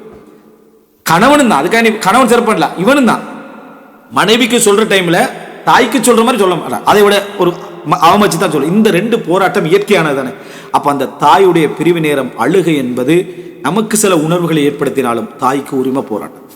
நீங்க போயிட்டீங்கடா, அடுத்த நாள்ல இருந்து தாயுடைய போராட்டமாக என்ன இருக்கும்டா, மகன் என்ன மறந்துட்டானா ஞாபகத்துல வச்சுக்கிறான், மகள் என்ன மறந்துட்டாளா ஞாபகத்துல வச்சுக்கிறான். உங்களை பொறுத்த வரைக்கும் நீங்க தாயை பிரியல, எனக்கு என்ற தாய் எனது தந்தை எல்லா வகையிலும் இருக்குது. ஏன்னா நீங்க அனுபவிச்சு கொண்டிருந்தவர், உங்களுக்கு அனுபவிச்சு கொண்டிருந்தது மாறுறதுனால உங்களுக்கு ஒன்றும் விளங்க போறதில்லை. உங்களுக்கு ஒரு இடத்துல இருந்து இன்னொரு இடத்துக்கு நீங்க மாறுறீங்கன்ற உணர்வு தான் இருக்கும். தாயாக இருந்தாலும் சரி, அவங்களுக்கு உரிமை போச்சு, அவங்களுக்கான அந்த ஈர்ப்பு போச்சு. இந்த மாதிரியான ஒரு கட்டத்தில் நீங்க அவங்கள மறந்தது மாதிரி இருப்பீங்க. உங்களுக்கு அது என்னன்னு தெரியாது, மறந்தது மாதிரி இருப்பீங்க. ஒரு காலத்து ஒரு வளமை இருந்துச்சு. கல்யாணம் முடிச்சு அடுத்த நாளே அந்த மாப்பிள்ளை வந்து என்ன செஞ்சிடும், வீட்டுக்கு போய்த்துருவார். பேத்து தாயோட பேசுவாங்க, என்ன செய்வாங்க, என்னம்மா என்ன செய்றீங்க, அது வந்து அவங்களோட அந்த உணர்வை வந்து வெளிப்படுது. அது பூரா வேற கலாச்சாரமாக மாறிட்டு, ஆனால் அந்த உணர்வை பரிமாறிக்கொண்டு பார்த்துட்டு வரக்கூடிய, அட்லீஸ்ட் நம்மளால் போக முடியல, வேற ஒரு தூரத்தில் இருக்கிறோமா, ஒரு ஃபோன் பண்ணி அம்மா என்ன செய்றீங்க, எப்படி இருக்கிறீங்க, வாப்பா என்ன, வாப்பா வந்து வாப்போட சைடு வரும், அவர் உணர்வால கண்ட்ரோலில் உள்ளவர், சேம் உணர்வு அவருக்கு இருக்கும், ஆனால் அவருடைய நிலைமை வேறவா இருக்கும். உம்மாவை சொல்றேன், நீங்க ஒரு ஃபோன் பண்ணி என்ன செய்றீங்க, என்னம்மா நீ வரமாட்டியா அப்படின்னு அவங்களோட கேள்வி தான். நான் இவ்வளோ தூரத்தில் இருக்கிற எப்படிமா நான் அதெல்லாம் கேட்கக்கூடாது, நான் ட்ரை பண்றேமா, என்ன என்ன என்ன அந்த தாயுடைய விஷயத்துல தட்டி கழிக்கிறதுக்கான வழக்குகளை வைக்காம என்ன செய்யலாம் என்ற அந்த உணர்வு தான் நீங்க கொடுக்க வேண்டிய மிக முக்கியமான விஷயம். அவர்களுடைய அழுகை, நகம் வெட்டுறதிலிருந்து, சில தாய்மார்கள் 30-40 வயசுல என்னோட நகம் வளர்ந்துருக்கு, நான் வெட்டி விடுறேன் வான்னு சொல்லுவாங்க. நமக்கு நகம் வெட்டுற சப்ஜெக்டை கூப்பிடுற மாதிரி தான் நம்மளோட சிந்தனை இருக்கும். நீங்க இது போனாலும் பரவாயில்லை வெட்டி விடுங்கம்மான்னு சொல்றது அந்த தாய்க்கு பழைய நாட்களை மீட்டி கொண்டு வந்து என்ன செய்யும், கொண்டு வந்து கொடுக்கும். இதுலையும் ஒரு விஷயம் என்னன்னு சொன்னா, சில சண்டைகளும் பிரச்சனைகளும் வரும். அவங்க அந்த பிரச்சனையை அந்த சண்டை பிரச்சனையை நினைக்கிறாங்க, இதுக்கான பிரச்சனை நினைக்கிறாங்க, மனைவியுடைய போராட்டம் அந்தந்த பிரச்சனை நினைக்கிறாங்க. அதுக்கு பின்னால் இன்னொரு பகுதி இருக்கு, மகனுடைய அந்த உரிமையுடைய விலகல்.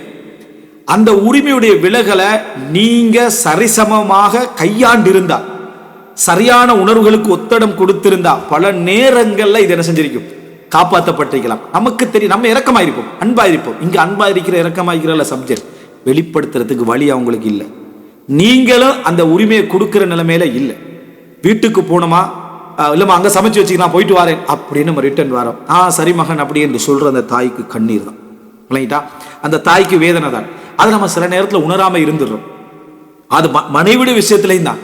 நீ இங்க இருக்கிறன்னு சொல்றதை விட ஆரம்ப கட்டங்கள் அவங்கள கொஞ்சம் இணைச்சி அங்க கூட்டிட்டு போய், அட்லீஸ்ட் நீங்க 2 பேருமே போறதுல கவலைகள் இருந்தா, நீங்க கொஞ்சம் அங்க இருங்க, நான் வந்துடுறேன் இவனுக்கு, சரியா? அதுக்கப்புறம் நீ இங்க கொஞ்சம் வா, நான் என்று கொஞ்சம் ஒரு அளவுக்கு அந்த தாயுடைய பிரிவுல நம்ம ஒரு ஆறுதலும் உணர்வுகளும் கொஞ்சம் கொடுக்க முடியுமான வாய்ப்பு இருந்தா, அதுக்கான சூழ்நிலை இருந்தா அதை வேகமா செஞ்சிடணும். இங்க பிரச்சனை அந்த தாயுடைய வயிற்றிலிருந்து உருவாகி நீங்க அப்படியே ஒவ்வொரு பகுதியா இல்லாமல் போனது என்பது. அதான் சில தாய்மார்கள் சொல்லுவாங்களே, என்னம்மா என்ன இந்த கையால நான் அவனுக்கு இதெல்லாம் செஞ்சுக்கிறேம்மா, இதால நம்ம சமைச்சு கொடுத்துக்கிறோமா அப்படின்ற சில வார்த்தைகள் சுபஹானல்லாஹ் அவங்கள வெளிப்படுத்த தெரியாத உணர்வுகளுடைய ஒரு வேதனையான வெளிப்பாடு. அது மௌத்து வரைக்கும் அவங்களுக்கு போகாது. நீங்க உங்களோட பிள்ளைகளை நீங்க நினைச்சு பாருங்க, இவர்களுக்கு கிடைக்கக்கூடிய ஒரு இன்னொரு சந்தர்ப்பம் தான் நீங்களே பிள்ளையாக பிறந்தது போன்ற ஒரு உணர்வு தான் உங்களோட பிள்ளை, உங்களோட பேரப்பிள்ளை. பேரப்பிள்ளைகளோடு அந்த தாய் தந்தையர்கள் வைக்கக்கூடிய அந்த ஆழமான தொடர்பு, அந்த ஈரமான தொடர்பு என்பது புள்ளை என்டா என்று சொல்றது உங்களை அவங்க உணர்றாங்க. அவங்களால சொல்ல தெரியாது, அவர்களுக்கே அது உணர தெரியாம இருக்கலாம், ஆனா உங்கள அதுல உணர்றாங்க. அந்த புள்ளைய பார்க்கக்குள்ள, அந்த புள்ளையோட இருக்கக்குள்ள, அந்த புள்ளைய அணைக்கக்குள்ள, அந்த புள்ளையோட இருக்கக்குள்ள நீ அவங்க வளர்க்கறத அவங்க சின்னத்துல திருமணம் முடிச்சிருப்பாங்க, உங்களில் பிழை விட்டுருப்பாங்க நிறைய பிள்ளைகள். அந்த பிள்ளையெல்லாம் பிள்ளைகளில் சரி செஞ்சு கொள்வாங்க, பேர பிள்ளைகளை சரி செஞ்சு கொள்வாங்க. அப்படி இருக்கக்கூடிய என்னமா நீங்க எனக்கு இப்படித்தான் செஞ்சீங்க, திருப்பி ஒரு கேள்வி கேட்பான். இவ்வளவு பிழையான வார்த்தை தெரியுமா? அதை அவங்க சரி செய்யறாங்கன்னு நீங்க விளங்கிக்கணும், சரியா? அவங்களுக்கு அது விளக்கமும் சொல்ல தெரியாம கூட இருக்கலாம். அவங்களோட லாஜிக் பேசிக்கிட்டு இருப்போம், தத்துவம் பேசிட்டு இருப்போம். என்னமா இப்படி இன்றைக்கு விளக்கம் சொல்றீங்க, நேத்து என்ன சொன்னீங்க? எவ்வளவு உணர்வற்ற ஒரு வரட்டுத்தனமான ஒரு இடம். நம்ம ஆரம்பத்தில் தவறு செஞ்சிருந்தாங்க கூட அதான் சொல்றேனே, மனிதண்ட பிரச்சனையை உணர்வுகளை உணர்வுகளாக கண்டுகொள்ளாமல் அதுல வாதங்களும் பிரதிவாதங்களும் செஞ்சு நமக்கு ஈரமான ஒரு உள்ளத்துல ஒரு காயத்தை நம்ம என்ன செஞ்சிடறோம், ஏற்படுத்தி போயிடுறோம். இந்த நேரத்துடைய அழுகைகள், இந்த நேரத்துடைய வேதனைகள் தாய்மார்கள விஷயத்துல என்ன உணரப்படாத என்று சொல்லலாம், உணர்த்தப்படாத என்று சொல்லலாம். ஏன்னா இதை புரிஞ்சாலும் அந்த இடங்கள்ல நமக்கு வேற வேற சிக்கல்களால நம்ம என்ன செஞ்சிடறோம், அழுத்தப்பட்டுறோம், இருக்கிறோம். இதனால தான் எங்களுக்கு வரக்கூடிய பிரார்த்தனைகள் என்ன வருது தெரியுமா? ரப்பனா ரப்பிர்ஹம்ஹுமா கமா ரப்பயானி ஸகீரா. அதாவது சிறிய வயதில் அவர்கள் எம்மை எப்படி வளர்த்தார்களோ, தர்பியா எப்படி வளர்த்தார்களோ அந்த வளர்ச்சிக்காக இப்பொழுது யா அல்லாஹ் இரக்கம் காட்டுவார். ரப்பனா ரப்பிர்ஹம்ஹுமா பெருசாயின போது அந்த துவா கேட்க சொல்றாங்க. சின்ன நம்ம கேட்கணும், அது சுன்னா. ஆனா பெரிதாயின போது அந்த துவாவுடைய அழுத்தம், அவர்களுக்கு நீ இப்பொழுது இரக்கம் காட்டியாலா. ஏன் இரக்கம் காட்டணும் தெரியுமா? சின்ன வயசுல அவங்களுக்கு வளர்த்ததுனால. பெரிய வயசுல அவங்க எங்களோட கோவப்படலாம், எங்களுக்கு ஏசலாம், எங்களோட முரண்படலாம். ஒரு தந்தை ஒரு மகன்கிட்டே என்ன செய்யலாம், பெருமையா அடிக்கலாம். நீ இப்படி இருந்ததுக்கு நான் அந்த காலத்துல எப்படி இருந்தேன்னு தந்தையே சொல்லலாம், தாய் தண்ட மகள்கிட்ட கூட சொல்லலாம். அது சப்ஜெக்ட் இல்லை. சகீரா ரப்பனா ரப்பிர்ஹம்ஹுமா கமா ரப்பயானி சகீரா. சின்ன வயசுல அவர்கள் எப்படி நடந்து கொண்டார்கள், பெரிய வயதுல நீ அவர்களோடு எப்படி நடந்து கொள்ள வேண்டும். என்றதான். நீங்கள் சின்ன வயதில் நீங்கள் தாயோட முரம்பட்டிக்கலாம், சின்ன வயதில் நீங்கள் உணராமல் கூட என்ன செய்யலாம், இருந்திருக்கலாம். ஆனால் பெரிய வயதாகின பிறகு அவங்களோட இப்படி நீங்கள் அடர்த்துவது இதுவெல்லாம் இதை நாங்கள் விளங்காமலே இந்த வசனத்தை செஞ்சிருந்தா கூட பெரிய கருணையாக என்ன செஞ்சிருக்கும் இருந்திக்கும் இடத்தை பார்க்குறோம். அன்புள்ள சகோதரர்களே, இந்த இடம் ஒரு தாயுடைய அந்த பிரிவுக்கான உச்சகட்டத்துடைய இடம் இருக்குதே, இது வந்து மிகவும் பாரமான இடம். இன்னும் சில செய்திகளை பாருங்க. அதாவது அந்த சிறிய வயதுடைய காலப்பகுதி என்பது எவ்வளோ வலிமிக்கது என்பதனால சலஃபுகள் சஹாபாக்கள் நம்மளை விட நமக்கு என்ன அவங்களை விட பெரிய வேலைன்னு பார்த்துக்கோங்க. இதில் பாருங்க, இப்னு உமர் ரலியல்லாஹு அன்ஹு காண்றாங்களே, ஒரு தாயை ஒருவர் வந்து சுமந்து கொண்டு என்ன செய்யற, களத்தில் சுமந்து கொண்டு தவாஃப் செய்கிறார். அத்துரானி ஜஸைத்துஹா, நான் வந்து கூலி கொடுத்ததாக நீங்கள் நினைக்கிறீங்களான்னு கேட்கிறார். தூக்கி கொண்டு தவாஃப் செய்கிறார். வலா பி தல்கத்தின் வாஹிதத்தின் மின் தல்காத்திஹா, அவள் அதாவது பெற்றெடுக்கிற நேரத்தில் பட்ட வழிகளில் ஒரு வழிக்கு கூட இது கூலியாக அமையாது. வலாக்கின் அஹ்சன்த் வல்லாஹு யுஸீபுக அலல் கலீலி கதீரா, ஆனாலும் நீங்கள் செய்தது சிறப்பான வேலை, இந்த கொஞ்சத்துக்கல்ல அதிகமான கூலியை தருவானாக. செய்தது சிறப்பானது, இந்த கொஞ்சத்துக்கல்ல. வித்தியாசம் என்னண்டா, தாய் நம்மளே வந்து 5-6 வயசு வரைக்கும் சுமந்திப்பான். ஆனால் ஒரு முறை கூட என் பிள்ளையை நான் சுமந்தேன் அது பெருமையாக சொல்ல மாட்டேன். இவன் ஒரு முறை தான் தவாப்பு கொண்டு வைத்திப்பான். ஆனால் வாழ்க்கை ஃபுல்லாக சொல்லிக்கிட்டு இருப்பேன், என் உம்மா நான் சுமந்தேன்னு. இது வந்து சந்தோஷத்துக்கு சொன்னாலும் சரி, தாயும் மகிழ்ந்து சொன்னாலும் சரி, இதை மேக்சிமம் படிப்பினையான இடத்துல தவிர ஒரு படிப்பினை ஊட்டக்கூடிய நீங்களும் இதை செய்யுங்கன்றதுக்கு அதுக்கு நீங்கள் உங்களே சொல்லவும் தேவையில்லை. நிறைய பேர் செஞ்சுக்கிறாங்க ஆல்ரெடி. சரியா, உங்களே முன்மாதிரியாக சொல்ல வேண்டிய அவசியம் இல்லை. சலஃபுகளை சஹாபாக்களை கூட நம்ம சொல்லலாம். ஆனால் அப்படி தொடர்ந்து சொல்லக்கூடிய ஒரு நிலையை நம்ம என்ன செய்யணும் பார்க்குறோம். இது தாய் பெருசாக எடுக்காட்டி அந்த சகோதரர்கள் அதை பார்க்குறவங்க நம்மளோட உள்ளத்தில் இதுதான் இருக்கிற மாதிரி எடுப்பாங்க. அப்போ இதை சொல்கிறார். அடுத்ததாக நீங்கள் பார்க்கலாம் என்னென்னு சொன்னால், அதாவது அலி ரலியல்லாஹு மகன் ஹுசைன் இருக்கிறார், அவருடைய மகன் அலி ஜைனுல் ஆபிதீன். சரியா, அவர் வந்து வகான கதீரல் பிர்ரி பி உம்மி, தன் தாயோடு மிகவும் உபகாரம் செய்யக்கூடியவராக இருந்தார். அவர்கிட்ட கேட்கப்படும், அன்த மின் அபர்ரின் நாசி பி உம்மிக், நீங்கள் வந்து உங்களோட உம்மாவுக்கு அவ்வளோ உபகாரம் செய்யக்கூடியவராக இருக்கிறீங்க. வலா நராக்கத்து ஆக்கில உம்மக், ஆனால் தாயோடு உட்காந்து சாப்பிட்றீங்க இல்லையே அப்படின்னு. தாயோடு உட்காந்து சாப்பிட்றீங்களா சொல்கிறாரு. சுப்ஹானல்லாஹ், அகாஃபு அன் தஸ்பிக யதி இலா மா கத் சபகத் ஐனுஹா இலைஹி ஃபஅகூன கத் அகக்துஹா. நான் அவங்க சாப்பிட்ற நேரத்தில் தாய் ஏதாவது ஒரு பகுதி அதில் விரும்பியிருப்பான். நான் அதை எனக்கு தெரியாமல் எடுத்து என்ன செஞ்சிருவேன், சாப்பிட்டு விடுவேன். அதன் ஊடாக நான் அவருக்கு வழி கொடுத்து விடுவேன் என்று அச்சப்பட்டு தான் நான் சாப்பிட்றதில்லை. அவங்களோட சாப்பிட வச்சுக்கொள்வாங்க, சாப்பிட கொடுப்பாங்க. தாய் மகிழ்ச்சி அடைந்த ஒன்றை நான் அவரிடமிருந்து பறித்த ஒரு குற்றத்துக்கு வரக்கூடாது. இது வந்து அந்த அவர்களோடு நடந்து கொள்ளுங்கள், எஹ்சானோடு நடந்து கொள்ளுங்கள், கருணையோடு நடந்து கொள்ளுங்கள் என்பதில் எவ்வளோ பெரிய உபகாரத்தை நம்ம பேசுகிறோம். விளங்கிட்டா, மனைவிக்கு ஊட்டி விடுறதை பற்றி பேசுகிற அதிகமானவர்கள் தாய்க்கு ஊட்டி விடுறதை பற்றி எவ்வளோ பேசிக்கிறேன். விளங்கிட்டா, அது சதக்காண்டு சொல்கிறவங்க இதை சதக்காண்டு எத்தனை தடவை பேசிக்கிறான். சரியா, யோசிச்சுப்பாங்க. அப்போது மனைவிக்கு ஊட்டி விடுவதில் அனுமதி மார்க்கிறதே பிழை இல்லை. ஒரு மனிதருக்கு ரெண்டு பேருக்கு இடையில என்ன நல்ல பாசமும் நேசமும் அன்பும் இருந்தால் ஊட்டி விடலாம். ஆனால் அதை சதக்காண்டு பேசினவங்க, தாய் கூட்டுறது சதக்காண்டு 1000 வசனங்கள் நம்ம என்ன செய்யலாம், இதில் சொல்லலாம், பேசிக்கிறோமா. அப்போது அதாவது இந்த இடத்தை நம்ம நினைச்சு பார்த்தோம்னு சொன்னால் அதுக்கு அந்த விளக்கம் கொடு. அதில் வந்திருக்கிறதெல்லாம் அந்த மனைவியின் வாயில் ஆக்கக்கூடிய ஒரு கவலை உணர்ந்து வந்திருக்கிறதெல்லாம் அந்த செலவை மட்டும்தான் குறிக்குது. அதை வந்து பல அறிஞர்கள் அதை சொல்லிக்கிறாங்க. வழங்கிட்டா, ஆரம்பகால செலவுகள் யாரும் இப்படி ஒரு மனைவிக்கு ஊட்டி விட்டதா செய்தி நீங்கள் பார்க்க மாட்டீங்க சதக்காண்டு அடிப்படையில். விளங்கிட்டா, சஹாபாக்களோ தாபீன்களோ தபு தாபீன்களோ விளங்கிட்டா அவ்வளோ மனைவிமார்கள் எழுதிக்கிறாங்க. ஒவ்வொரு மனைவிக்கு மாறி மாறி ஒவ்வொரு நாள் ஊட்டி விடுற நிலைமை இருந்தால் யோசிச்சு பாருங்க. சரியா, அப்படி ஒரு செய்திகள் அது ஊட்டி விடுற செய்தியெல்லாம் அறிவிப்பில் வருமானு கேட்டீங்கன்னு சொன்னால், ரசூலுல்லாஹி ஸல்லல்லாஹு அலைஹி வஸல்லம் குடித்த இடத்தில் வாயை வைத்து நான் குடித்தேன்னு ஆயிஷாலாம் சொல்கிறாங்க. அது வந்தா இது வராதா, இது வரும். எங்கேயாவது ஆயிஷா ரசூலாங்க ஊட்டி விட்டாங்கன்னு எங்கேயா இருக்குதா? ரசூலாங்க கடித்த இடத்தில் நான் கடித்திருக்கிறேன் ஆயிஷாலாம் சொல்லிக்கிறாங்க. ரசூலாங்க ஊட்டி விட்டாங்கன்னு ஒரு செய்தி வந்திருக்குதா? ஹதீஸா ரசூலாங்கட பிராக்டிக்கல் சஹாபாக்கள் விளங்கணும். ஆனால் தாய்க்கு ஊட்டி விட்ட நன்மை அது சதகா. காரணம் என்னடா, இது அத்தனை அதில் அடங்கும். ஏன்னா தாய்க்கு நம்ம ஊட்டி விடுற டைமில் அந்த தாய் நெகிழ்வாள், அந்த தாய் வந்து உருகுவாள். அந்த உருகிறது பிர்ராக அமையும், கூலியாக அமையும். விளங்கிட்டா, அப்போ அதுக்கு மிச்சம் தெளிவான இடம் சஹாபாக்குடைய சலஃபோட 1000 விஷயங்கள் நீங்கள் என்ன செய்யலாம் அதில் பார்க்கலாம். அதுபோல உங்களுக்கு தெரியும், அபூ ஹுரைரா ரலியல்லாஹு அன்ஹு அவர்கள் தாய்க்கு உபகாரம் செய்த நபித்தோழர்களை மிக முக்கியமானவர்.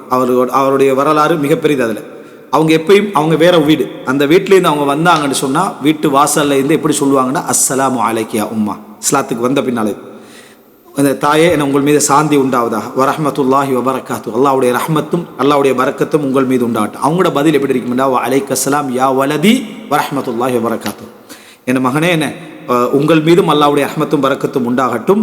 அப்போ இவங்க என்ன பதில் சொல்லுவாங்கடா, அபூ ஹுரைரா, ரஹிமக்கில்லாஹு கமா ரப்பைத்தினி சகீரா, என்னைய சின்ன வயசுல நீங்க வளர்த்தது போல அல்லாஹ் உங்களுக்கு ரஹ்மத் என்ன செய்வானாக. ஃபதகூல், அந்த தாயும் சொல்லுவா, ரஹிமக்கல்லாஹு கமா பரர்தனி கபீரா, என்னைய பெரிய வயசுல நீ நன்மை செஞ்சுக்கின்றாய, அதுபோல அல்லாஹ் உங்களுக்கு என்ன செய்யட்டும், ரஹ்மத்து செய்யட்டும் என்று சொல்லி அந்த அந்த தாய் ஏற்றுக்கொண்டான். ஆனால் அதிகமான பிள்ளைகள், அம்மா நான் உங்களுக்கு சரியான முறையில் பிர்ரு செய்கிறான்னு கேட்டு பாருங்க, அந்த தாயிட உள்ள ஏற்றுக்கலாம். நீ என்ற அளவுக்கு நடக்கிறாய் தான் மகனே அப்படின்னு தான் சொல்லுவாங்க. என்ன காரணம்? இவர் நினைக்கிறான்டா, தாய்க்கு சில விஷயங்கள் விளங்கல, உனக்கு சில விஷயங்கள் விளங்கல. அந்த தாயுடைய வழி, நீ அவளை பல இடத்துல அதாவது ஒரு பிரச்சனைக்குரியவளாக ஆக்கிப்பேன், மனைவிக்கு ஈக்குவலா. அந்த இடத்துல தாய்க்கு தெரியாம இல்லை உன்னை மனைவி சரியான இடத்துல இருக்கிறான். ஒரு பிரச்சனையில ஏதோ ஒரு பிரச்சனை, உன்னை மனைவியோட இடம் சரிதான், அவங்க பிழைதான் இருப்பாங்க, ஆனா நீ விட்டு கொடுத்துட்ட. நீ விட்டு கொடுத்துட்ட என்ன, என்னையும் அவளையும் ஒரே வழக்குல வச்சு நீ விசாரிச்சுட்ட. அப்படின்னா என்ன அர்த்தம்? ஓண்ட புள்ள ஓண்ட மனைவியையும் அவளோட மனைவியையும் என்னது, ஓண்ட மனைவியையும் அந்த புள்ளையோட மனைவியையும் ஒரே வழக்குல வைக்கணும் நீ எதிர்பார்க்கிறியா? நீ தாயன்னு தான் எதிர்பார்ப்பாய், தாயாத்தான் நடந்த அதை மாதிரி தான் நீ என்னோட நடந்திருக்கணும் என்ற அந்த வழிதான் அது. ஆயிஷா ரலியல்லாஹு அன்ஹா அழுதாங்க. ஆயிஷா ரசூலுல்லாஹ் வந்து சொல்றாங்க, என்ன ஆயிஷாவே, அந்த அந்த அன்சாரி பெண்ணும் மிதிக்கிறா, தாய் தந்தையும் மிதிக்கிறாங்க. ரசூலுல்லாஹ் சொல்றாங்க, நீங்க விபச்சாரம் செய்திருந்தால் அல்லாஹ்விடத்துல பாவ மன்னிப்பு தேடுங்க, அல்லாஹு தாலா உங்களை மன்னிக்க போதுமானவன். நீங்க செய்யலேண்டா அல்லாஹு தாலா உங்களுக்கு தூய்மைப்படுத்துவான் என்றான். சொல்லி முடி ஆயிஷா சொல்றாங்க, என் கண்ணால கண்ணீர் ஓடிச்சு, போற கண்ணீர் துளியுடைய ஓட்டத்தை நான் உணராத அளவுக்கு அவ்வளவு வேகமா எனக்கு என்ன செஞ்சு கண்ணீர் கொட்டிச்சு. அந்த அன்சாரி பெண் இருக்க கூட ரசூல் ஸல்லல்லாஹு அலைஹி வஸல்லம் என்ன செஞ்சாங்க, பேசினாங்க. என்ன பேசினார் ரசூல்? என்ன தவறு பேசினாங்க? நீதியா பேசினாங்க ரசூலுல்லாஹ். பிழை செஞ்சிருந்தா அல்லாஹ் தஆலா தௌபா செய்யுங்க, அல்லாஹ் மன்னிப்பான். பிழை செய்யவில்லைண்டா அல்லாஹ் உங்களை தூய்மைப்படுத்துவான். இதுதான் அவங்க அழுவதற்கு காரணம். இதுதான் தாய் அழுவதற்கான காரணம். இதுதான் மனைவியும் பல நேரங்கள் அழுவதற்கான காரணம். என்ன காரணம்னு சொன்னா, நீங்க நீதிபதியா இருக்கிறண்டா உலகமே நீதிபதியா இருக்கும், அதுல பிரச்சனை இல்லை. ஜட்ஜும் இந்த இடத்துல அப்படித்தான் இருப்பாரு, நீங்களும் அப்படித்தான் இருக்கிறீங்க, என் பிள்ளையும் அப்படித்தான் இருக்கிறீங்கன்னா நீங்க எனக்கு என்ன செய்றீங்க? நீங்க என்ன சொல்லிருக்கணும் தெரியுமா? ஆயிஷாவே, ஒரு நாள் நீங்க செஞ்சிக்க மாட்டீங்க, ஒரு நாளும் நீங்க செஞ்சிருக்க மாட்டீங்க, நீங்க ஒரு நாள் அப்படி செய்யக்கூடியவர்கள் அல்ல என்றதுதான் ரசூலுல்லாஹ்கிட்ட இருந்து அவங்க எதிர்பார்த்த. ஒரு மனைவி கணவன் அதைத்தான் எதிர்பார்க்கிறான். நீ தவறு செஞ்சிருந்தா அல்லாஹ் தண்டனை தருவான், நீ வந்து என்ன சரியாகிறேன்னா அல்லாஹ் வந்து உன்னை தூய்மைப்படுத்துவான்னு சொல்றதுக்கு நீங்க தேவையில்லை, உலகமே சொல்லுவாங்க. நல்லவர்கள் எல்லாருமே இதை என்ன செய்வாங்க, சொல்லுவாங்க. அதுதான் ஆயிஷா அழுததுக்கான மிக முக்கியமான காரணம், வேதனைப்பட்டதுக்கான மிக முக்கியமான காரணம். ரசூலுல்லாஹ்களுக்கு அவர் தலைவராக அப்படித்தான் பேச வேண்டியிருந்துச்சு. அந்த இடத்துல ரசூலுல்லாஹ் தலைவராக அப்படித்தான் பேச வேண்டியிருந்தது. ரசூல் ஸல்லல்லாஹு அலைஹி வஸல்லம் அவர்களை தன் பக்கம் நிற்க வேண்டும் அந்த வார்த்தையிலே நினைச்சாங்க. ஒரு தாய் அதைத்தான் நினைக்கிறார். என்ன பிரச்சனை வந்தாலும், அம்மா ஒரு நாள் நீங்க அப்படி செஞ்சிக்க மாட்டீங்க, நீங்க அதை பத்தி யோசிச்சு செஞ்சிருந்தாலும் என் தாய்மா, நீங்க அதை சப்ஜெக்டே விடுங்க, நீங்க அதை பத்தியே என்னட்ட ஒரு வழக்காக்கும், நான் உங்களே விசாரிக்கிற அளவுக்கு என்னமா தகுதி. இதுதான் தாய் எதிர்பார்த்தது. சில பொழுது தாயிட்ட தவறு இருக்கலாம், மனைவிட்ட சொல்லிடணும் அந்த விஷயத்தை, இந்த இடத்துல உனக்கு அநியாயம் ஒன்று நடந்திருந்தா அந்த அநியாயத்தை நான் பொறுப்பெடுக்கிறேன், நான் பொறுப்பெடுத்து அதுக்குரிய அத்தனை விஷயத்தை நான் செய்ய, என் தாயை விட்டு, என் தாயை என்ன செஞ்சிரு விட்டு அந்த அநியாயத்தை பொறுப்பெடுக்கிறேன். இதுல என்னன்னு சொன்னா, உன்னுடைய இயலாமை, உன்னுடைய பொருளாதார பலகீனம், நீ என்ன செய்யறாய்டா அந்த மனைவியின் தாயை மோத விட்டு தாயை அநியாயக்காரியாக்கி மனைவி அநியாயி, நீ தனி வீட்டுல வைக்கிற உன கடமை மார்க்க ரீதியா. கூலி வீடு எடுத்தாவது தனி வீட்டுல நீ வைக்கணும், உன மார்க்க அந்த பெண் கேட்டா உன கடமை அது. அது இப்ப என் தாயை யார் பார்க்கிறது, அது உண்ட சப்ஜெக்ட். நீ எங்க இருந்தா வெளிநாட்டுல இருந்தா நீ விலகி வந்து அங்கேறி உன தாயை பாரு. ஆனா மனைவியை நீ கொண்டு போய் அங்க பார்க்க வச்சு சண்டை எடுத்து விட்டு பார்த்தா என்னன்னு கேட்கிறேன். விளங்கிட்டா? இதே உன மனைவி உன்ட்ட கேட்டான்னு சொன்னா, என் உமாவுக்கு நீ வந்து உன உமா செலவழிக்க மாதிரி செலவழின்னு சொல்லி என் தாய்க்கு ஈக்குவலா வர, உண்ட தாய் எனக்கு ஈக்குவலா வர மாட்டான். இதை வந்து மனைவி அந்த இடத்துல பகடைக்காயாக ஆக்குதல் பெரிய ஒரு தவறு. பல இடங்கள்ல குடும்ப சிஸ்டத்தை ஹிந்து சிஸ்டத்துல வச்சிருது, தாயிட சிஸ்டத்தை இஸ்லாத்துக்குள்ள கொண்டு வந்துடுறது. விளங்கிட்டா? கொண்டு வந்துட்டு மனைவிக்கு அவன் என்ன செய்யறது, மனைவியை வந்து நம்ம என்ன செய்யறது, இஸ்லாம் அப்படி சொல்லி இருக்கிறதா இல்லையா அப்படி, இஸ்லாம் அதை மட்டும் அப்படி சொல்லிக்குது, இதையும் சேர்ந்தான் சொல்லிக்குது. சீதனத்தை வாங்கிற தாயிட சிறப்பா பேசுறது, சரியா? சீதனத்தை வாங்கிட்டு தாயிட சிறப்பா பேசுறது. தலாக் பண்ணதுக்கு இஸ்லாத்துல உரிமைக்கு நீ வந்து அப்ப நீ தான் வெளியே போனே, நீ அவள் வீட்டுல தான் இருக்கிற. அப்ப இதான் பிரச்சனை. சிஸ்டம் வந்து முஸ்லிம் அல்லாத சிஸ்டத்தை வச்சுக்கண்டு தாயிட சிறப்பை மட்டும் தனியா பேசிட்டு இருந்தா சரி வராது, அது எடுபடாது. அந்த மனைவிக்குரிய உரிமை என்ன, அதுக்கு பின்னாலும் பிரச்சனை வரும், அதுக்கு பின்னாலும் சண்டை வரும். அதுலேயே மனைவி அநியாயம் செய்யலாம், தாய் அநியாயம் செய்யலாம். அந்த நேரத்தில் நீ என்ன செய்ய, தாய் எடுத்தீங்க. ஏண்ட தாய், இந்த தாய் தாய் செஞ்சது பிழையா இருந்தால் நீ அதை எடுத்துக்கலாம். இந்த இடத்துல நீ உன்னை தனியாக தான் வச்சு, உன்னை சிறப்பாக வச்சுக்கிறேன், நான் உனக்கு எல்லாமே நான் உனக்கு தரேன், என் தாய் என்னோட விட்டு என்று நீ என்ன செய்ய, நீங்க என்ன செய்யணும், அந்த இடம் எடுக்கிறதுக்கு ரெடியாக இருக்கும். இதுவும் ஒரு காரணம். அப்போ அந்த தாயுடைய வேதனைகள் அந்த ஆயிஷாரோட அழுகைக்கு பின்னால் தான் இருக்குது. அதனால தான் ரசூல் ஸல்லல்லாஹு அலைஹி வஸல்லம் அவர்களுக்கு நீங்கள் நன்றி சொல்லுங்க, இந்த வசனம் இறங்கினத்துக்கு நன்றி சொல்லுங்கன்னு சொன்னாங்க. என்ன சொன்னாங்க? என்னது? அதாவது அல்லாஹ் ஒருவனுக்கு மாத்திரம்தான் நீங்கள் நன்றி சொல்லணும், இவருக்கு நான் நன்றி சொல்ல வேண்டிய அவசியம் இல்லை என்று ஆயிஷா கணவனாக என்ன செஞ்சாங்க? அந்த வார்த்தையில் சொன்னாங்க. ஏன்னா அவங்களுக்கு வேதனை இருந்துச்சு. எந்த பக்கம் ரசூலுல்லாஹ் அல்லாஹ் என்னை தூய்மைப்படுத்துகிற அளவுக்கு வசனம் இறங்குவன் நான் அவ்வளோ பெரியவன்னு நான் நினைக்கல. நாங்கள் ஆயிஷா அல்லாஹ் தூய்மைப்படுத்தினான். இப்போ இந்த இடமா நீங்கள் நினச்சி பாருங்க. இது நம்ம படிப்பின ரசூலுல்லாஹ்வுக்குள்ள நிர்பந்தம் நமக்கு இல்லை. அப்போ இதை நம்ம படிப்பினை எடுத்தோம்னா தாயை நம்ம எத்தனை இடத்துல வழக்கு கெடுத்தி தாய் நிறுத்தி என்ன இருந்தாலுமா நீங்கள் இதை இப்படி பேசிக்க கூடாதுன்ற டைம்ல அந்த தாயோட உள்ளம் அழும், வேதனைப்படும், நொந்து அந்த இடத்துல ஒட்டஞ்சு போகும். ஆனால் நீங்கள் லொஜிக் பேசிக்கிட்டு இருப்பீங்க. நீங்கள் தத்துவம், உங்களுடைய மகள் உங்களுக்கு தத்துவம் பேசிட்டு எப்படி இருக்கும்? உங்களுடைய மகளோட கணவரை வச்சுக்கிட்டு என்ன பாப்பா நீங்கள் இப்போ பார்த்ததுக்கு இப்போ அவர் தானே எனக்கு எல்லாம் பார்க்குறான்னா பிழையாது, சரியாக தான் பேசுகிறாரு. ஆனால் நாங்கள் எழுதுருவோம் நம்ம இப்படி என்னைய மாதிரி ஒரு நாள் அந்த கணவனுக்கு கவனி கேளுமான்னு நினைக்கக்குள்ள மனசு நொந்து கொள்வோம். இதுதான் தாய் படுற வேதனை. இதை நாங்கள் பல முறை செஞ்சுருக்கோம். இதை தாய் உணர்ந்து ஒரு நாள் சொல்லுவோம்மா நான் உங்களுக்கு நல்ல முறை, நீ உண்மையிலே நல்லவராயிருப்பீங்க, நல்ல முறை நடக்கிறேன்டா, முடிஞ்ச அளவுக்கு நீ நடக்கிறாய். அதுலேயும் இவருக்கு கோபம், அதுலேயும் இவருக்கு என்னம்மா முடிஞ்ச அளவுக்கு நடக்கிறேன், நீங்கள் மற்ற ஊடுகளுக்கு பேத்து பாருங்க, சரி சரிம்மான்னு சொல்லி என்ன செய்வான் சொல்லுவாங்க. நீங்கள் நினைச்சிங்களா சில தாய்மார் தந்தைமாட உணர்வுகளை நம்ம புரியாட்டி வேலையில் சில நேரங்களில் ஒரு மகன் கஷ்டப்பட்டு உழைச்சி என்ற உமாவுக்கு நான் மாதம் 10,000 கொடுக்குறேன், இந்த தடவை சந்தோஷப்படுத்துறதுக்காண்டி ஒரு 30,000 கொடுப்போம், ட்ரெஸ் எல்லாம் வாங்கிட்டு போண்டு அவன்ட உழைப்புக்கெல்லாம் மனைவிக்கு பிள்ளைகளுக்கு கொடுக்குறதெல்லாம் குறைச்சி சுமந்து கண்டு வீட்டுக்கு போவான். வீட்டுக்கு போய் ஒரு 30,000 கொடுப்பான். தாயோ தந்தையோ அப்போ தான் மூத்த மகனோ அல்லது இளைய மகனோ 50,000 கொடுத்துட்டு போய்ப்பான். இவர் கொடுத்த உடனே என்ன இந்த தடவை 30 தானா அப்படின்னு அந்த தாயோ தந்தையை சொல்லிடுவான். இவனுக்கு அப்படி ஒரு ஆத்திரம் வரும். நான் என்னை மனைவிக்கு கொடுக்கல, அதை குறைச்சி நான் யார் என்ன பிள்ளைகளுக்கு கொடுக்குறவன், என்ன கடனை பார்க்கல அதை பார்க்கல, இப்படி கேட்குறாங்களே இவங்கெல்லாம் எப்படி ஒரு பேராசையோட சொல்கிறாங்களா அப்படின்றது. அம்மா இது தந்ததே பெரிய விஷயம். நான் பட்ட பாடு உங்களுக்கு தெரியும், நான் படுற வேதனை தெரியுமா உங்களுக்கு? ஒரு உம்மா வாப்பாடுறதுக்கான நம்ம இவ்வளோ கஷ்டப்படுறோம், ஏமா நீங்கள் இப்படி புரியாம சரிம்மா கோவிச்சுக்கலான்னு அவங்க உங்களே என்ன செய்வாங்க? சமாதானப்படுத்தியான். அதுக்கு பதிலாக நீங்கள் இல்லைம்மா இது இவ்வளோ தாம்மா முடிஞ்சதுன்னா இன்னும் இதுக்கு இதெல்லாம் இது தந்ததுனால நான் உங்களுக்கு என்னம்மா நன்றி செலுத்தினவனா ஆகிறேன்னா, நான் இதை விட கோடி மடங்கு செய்யணும், துவா செய்யணும். சரிம்மா சரிம்மா நான் அவள் சும்மா தான் சொன்னேன், அதெல்லாம் ஒரு பெருசாக நீ எடுத்துக்கலாம், அல்லாஹ் உனக்கு ரஹமத் செய்வான்னு சொல்லக்கூடிய உள்ளங்கள் தான் பெற்றோருடைய உள்ளங்கள். அந்த வார்த்தையை அடுத்த செகண்டே அவங்க மாற்றிடுவாங்க. உணர்வு ரீதியாக வெளிப்பட்டோன்னே அதுக்கு ஹிசாபு வழக்கு நம்மளோட உள்ளம்.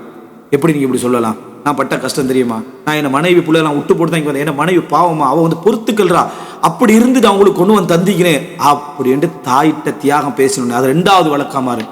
அப்படியெல்லாம் நீ தர வேண்டிய அவசியம் இல்லைம்மா, இதெல்லாம் எடுத்துகிட்டு போகணும்னு அந்த தாய் சொல்லிடுவோம், அந்த தந்தை சொல்லிடுவான். சைத்தான் அவசரமாக வெறுப்பு ஏற்படுத்துவான். இவைகள் தான் நம்மளோட காயங்கள். நீ 30,000 பேத்து பேரம் பேசினீங்கன்னா நீ ஒரு பிள்ளையா? நீ உண்ட தியாகத்தை, நீ ஓடி உழைச்சி அந்த மாசத்துல எடுத்த சம்பளத்துல தியாகத்தை பேசிக்கிற உமாப்பட்டு அந்த பணத்துடைய பெருமதியை பேசிக்கிற 30 ரூபாயில அவங்களோட தாய்மையை விலை பேசுறான்னு அர்த்தம். அந்த 50,000 தாய்மையை விலை பேசினான்னு அர்த்தம். இந்த ஹாஸ்பிட்டல்ல கொஞ்சம் வாங்கி கொடுத்த அந்த செலவுகளுக்கு தாய்மையை விலை பேசினான்னு அர்த்தம். ஒரு தள்ளு வண்டியை நீ விலை பேசுறான்னு அர்த்தம். வெக்கம் இல்லையா? இதைத்தான் நீங்க நினைச்சு பார்க்கணும். அந்த இடத்துல போய் அவங்களுக்கு கொடுத்தவங்க 4 வார்த்தை சொன்னாலும் பிர்ரில் அதை சேர்த்துக்கங்க. அதுக்கு சபர் செய்து வக்குல்லஹுமா கவுலன் கரீமா, சங்கையான வார்த்தை சொல்லுங்க. வலா தன்ஹர்ஹுமா, அரட்ட வேண்டாம், சீ என்று சொல்ல வேண்டாம், எஹ்சான் நடந்துங்க.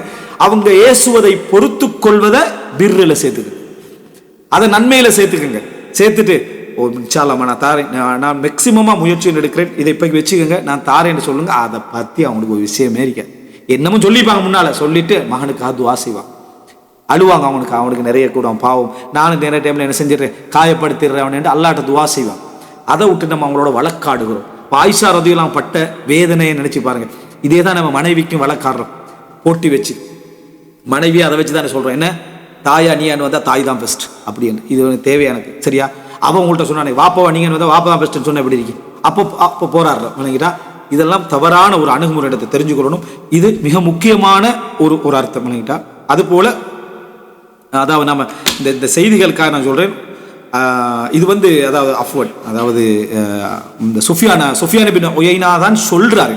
சுஃபியான் பின் உயைனாட சம்பவம் இல்லை, அவர் தான் சொல்ற ஒரு மனிதர் அப்படின்னு சொல்றாரு. இந்த தாயிட்ட வந்த நேரில் அதாவது அவங்க தொழுகையை நீட்டினாங்கன்றது சுஃபியான் பின் உயைனா ஒரு சம்பவமாக என்ன சொல்றாரு. இமாம் இப்னுல் ஜௌசி ஒரு புத்தகம் எழுதிக்கிறார், பிர்ருல் வாலிதைன், பெற்றோர்களுக்கு உபகாரம் செய்தல். அதில் தான் இந்த ஆதாரம் என்ன செய்கிறார், அவர் கொண்டு வரார். அதுபோல நம்ம பார்க்குறோம், அதாவது அனஸ் இப்னு நதர் அறிவிக்கிறாரு, இப்னு மஸ்ஊதுடைய தாயார் வந்து ஒரு தடவை வந்து தண்ணி என்ன செஞ்சா கேட்குறாரு அப்துல்லா இப்னு மஸ்ஊத் அவங்கள்ட்ட. அப்போ அவங்க தண்ணி எடுத்துகிட்டு வராங்க, அவங்க கொஞ்சம் நேரத்தை தூங்கிட்டாங்க. இந்த மாதிரி இடங்களை சஹாபாக்கள் தாபீன்கள் எல்லாம் அவசரமாக அவங்களோட நன்மைகளை சேர்த்துக்கொள்ள யூஸ் பண்ணுறாங்க. தாஜ்ஜ தொழுதிக்கிறோம், நம்ம வித்திரு தொழுதிக்கிறோம், அவ்வளோ நீட்டிக்கிறோம், அப்படியெல்லாம் சொல்கிற நம்ம தாய்க்காக நின்றுக்கிறோம்னு சொல்கிறதுக்கு ஒரு சம்பவம் இருக்குதா? இல்லை. அவர் நின்று கண்டே இருக்கிறார் விடியும் வரைக்கும் அந்த தண்ணியை வச்சுட்டு, தாய் முழிக்கும் வரைக்கும் நின்று கண்டிக்கிறார். அதெல்லாம் அவங்க அஜுருடைய இடமா பார்த்தாங்க. தாய் தொழுது முடிக்கும் வரைக்கும் நின்று கண்டிக்கிறாங்க, தாய் அதை நீட்டுறான். இந்த மாதிரி நம்ம வரலாற்றிலே பார்க்குற குகைக்கு போன அந்த 3 பேர் அவர் நின்று கொண்டே இருக்கிறார். இதெல்லாம் அவங்க தாய்க்காக அவங்களோட இதுக்காக நின்ற சம்பவம் நம்ம பார்க்குறோம். வெயிட்டிங்கில் நிற்க மாட்டோம், ஃபோனில் நம்ம இல்லைங்கிட்டா அம்மா 4 முறை அடிச்சேன்னா நீங்கள் ஆன்சர் இல்லை, அதாவது அது சும்மா தான் கேட்டேன், உள்ளத்தில் பொறுமை இல்லை. தாயை வெயிட்டிங்கில் போட்டு எத்தனை பேர் இருக்கிறான்? தாயை வெயிட்டிங் சும்மா தான் அடிக்கிற பொறவை முடிச்சிடுறது, பொறவை என்ன செஞ்சிடுறது முடிச்சிடுறது. பாருங்கள் ஹைவத் இப்னு ஷுரை, இந்த செய்தியை பாருங்கள். அவர் வந்து மக்களோட என்ன செய்வார், ஹைவத் இப்னு ஷுரை பெரியோர் அறிஞர், அவர் மக்களோட படிப்பிச்சு கண்டிப்பார் மஜ்லிஸை. அவரோட தாய் வந்து அவங்க அந்த மஜ்லிஸுடைய இதெல்லாம் பார்க்காம என்ன சொல்லுவாங்கன்னா, கோழிக்கு தீனி போட்டுருங்கன்னு, கோழிக்கு தீனி போடுங்கன்னு சொல்லி அவர் அந்த இடத்திலே இருந்து எழும்பி பேத்து, அதாவது கோழிக்கு தீனி போட்டுட்டு வந்து உட்கார். இது வந்து சுப்ஹானல்லாஹ் இமாம் இப்னுல் ஜௌசி அல் பிர்ரு வஸ்ஸிலா என்ற புத்தகத்தில், அல் பிர் வஸ்ஸிலா உறவுகளை சேர்ந்து நடத்தலும் தாய்க்கு உபகாரம் செய்கிற புத்தகத்தில் சொல்கிறார்.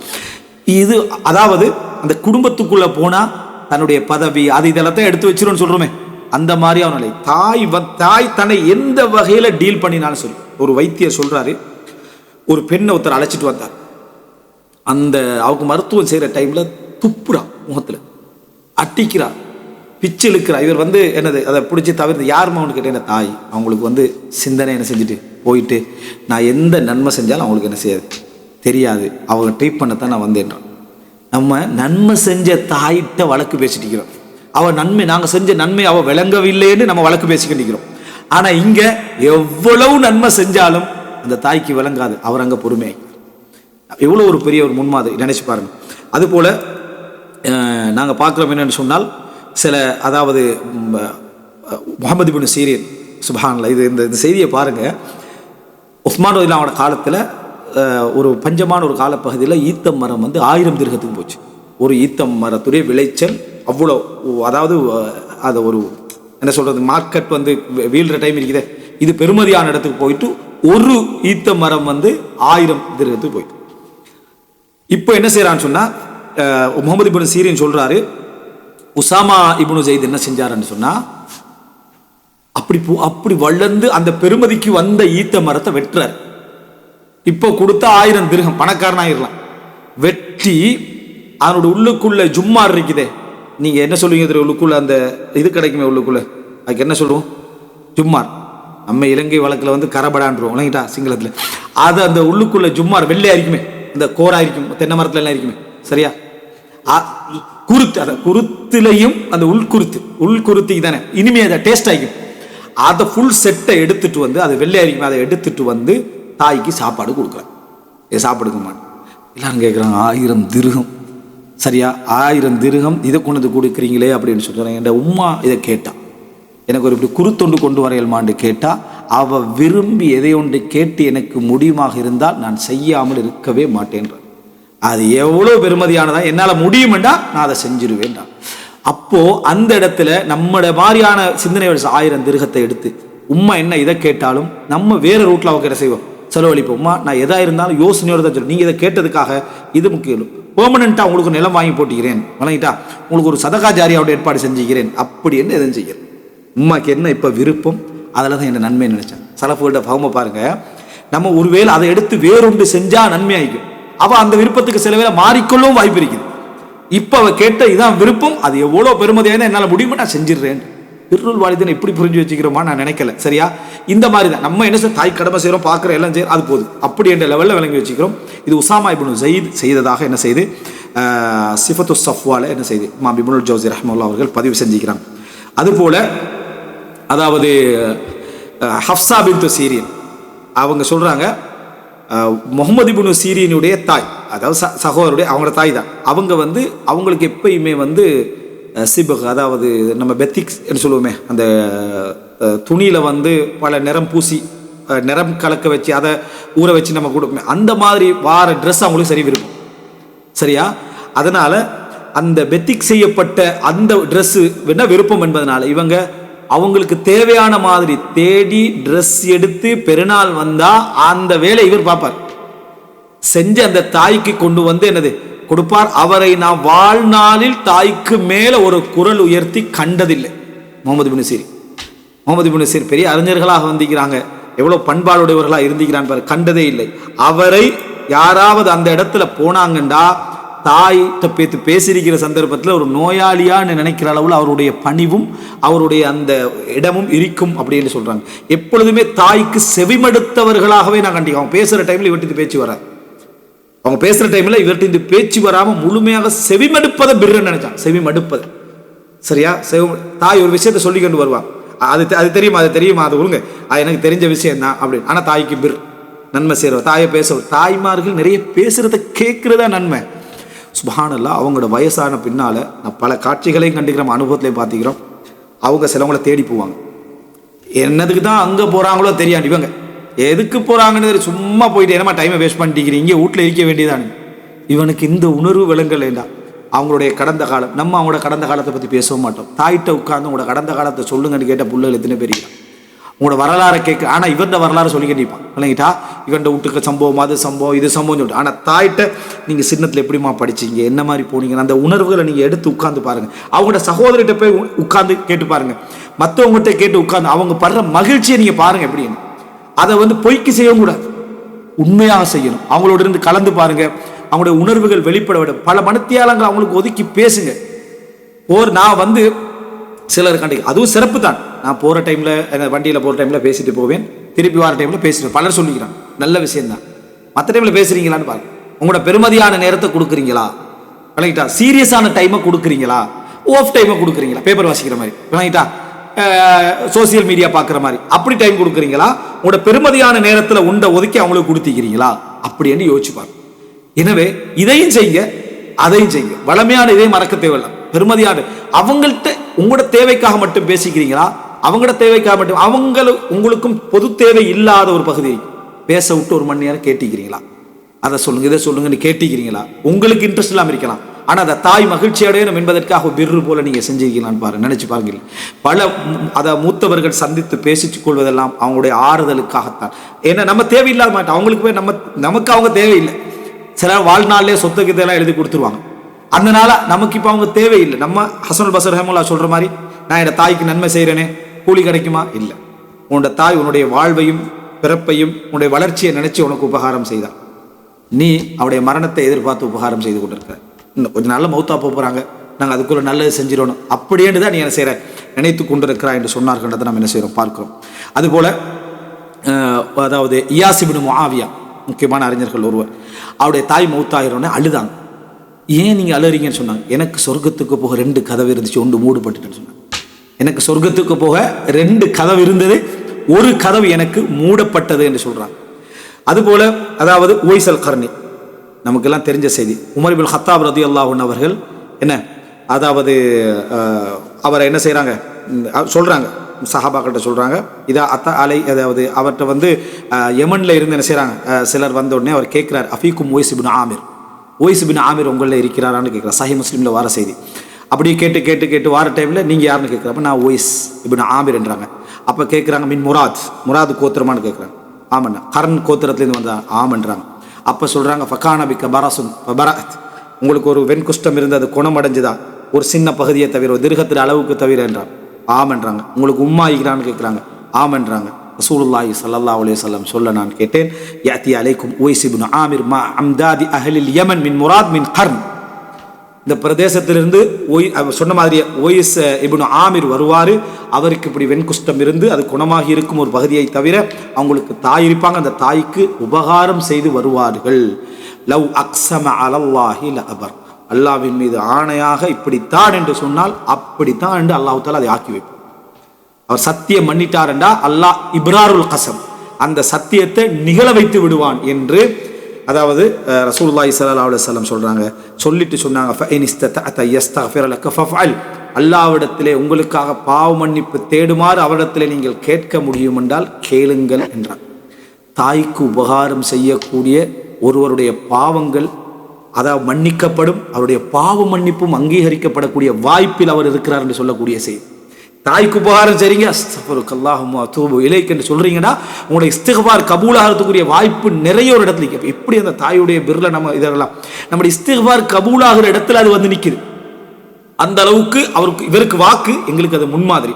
ஃபஸ்தக்ஃபிர்லி, உமர்லாம் சொல்றாங்க, எனக்காக வேண்டி இஸ்திக்பார் செய்யுங்கள், ஃபஸ்தக்ஃபர் லஹு, அவருக்கு பாவ மன்னிப்பு தேடினாங்க. அப்போ கேட்குறாங்க, துரீத் ஐன துரீத், எங்கே போகிறீங்கன்னு கேட்டாங்க. நான் கூஃபாக்கு போகிறேன்னாங்க. அலா அக்துபுலக இலா ஆமிலிஹா, அங்கே உள்ளவருக்கு நான் எழுதவா, அவங்களே கவனிங்க, இந்த மாதிரி பார்த்துக்கங்கன்னு சொல்லுவேன். கால அக்கூனு ஃபி கப்ரா இன்னாசி அஹப்பு இலைய, அதாவது மக்களோட மக்களாக இருந்து விட்டு போவது எனக்கு மிகவும் விருப்பமானது.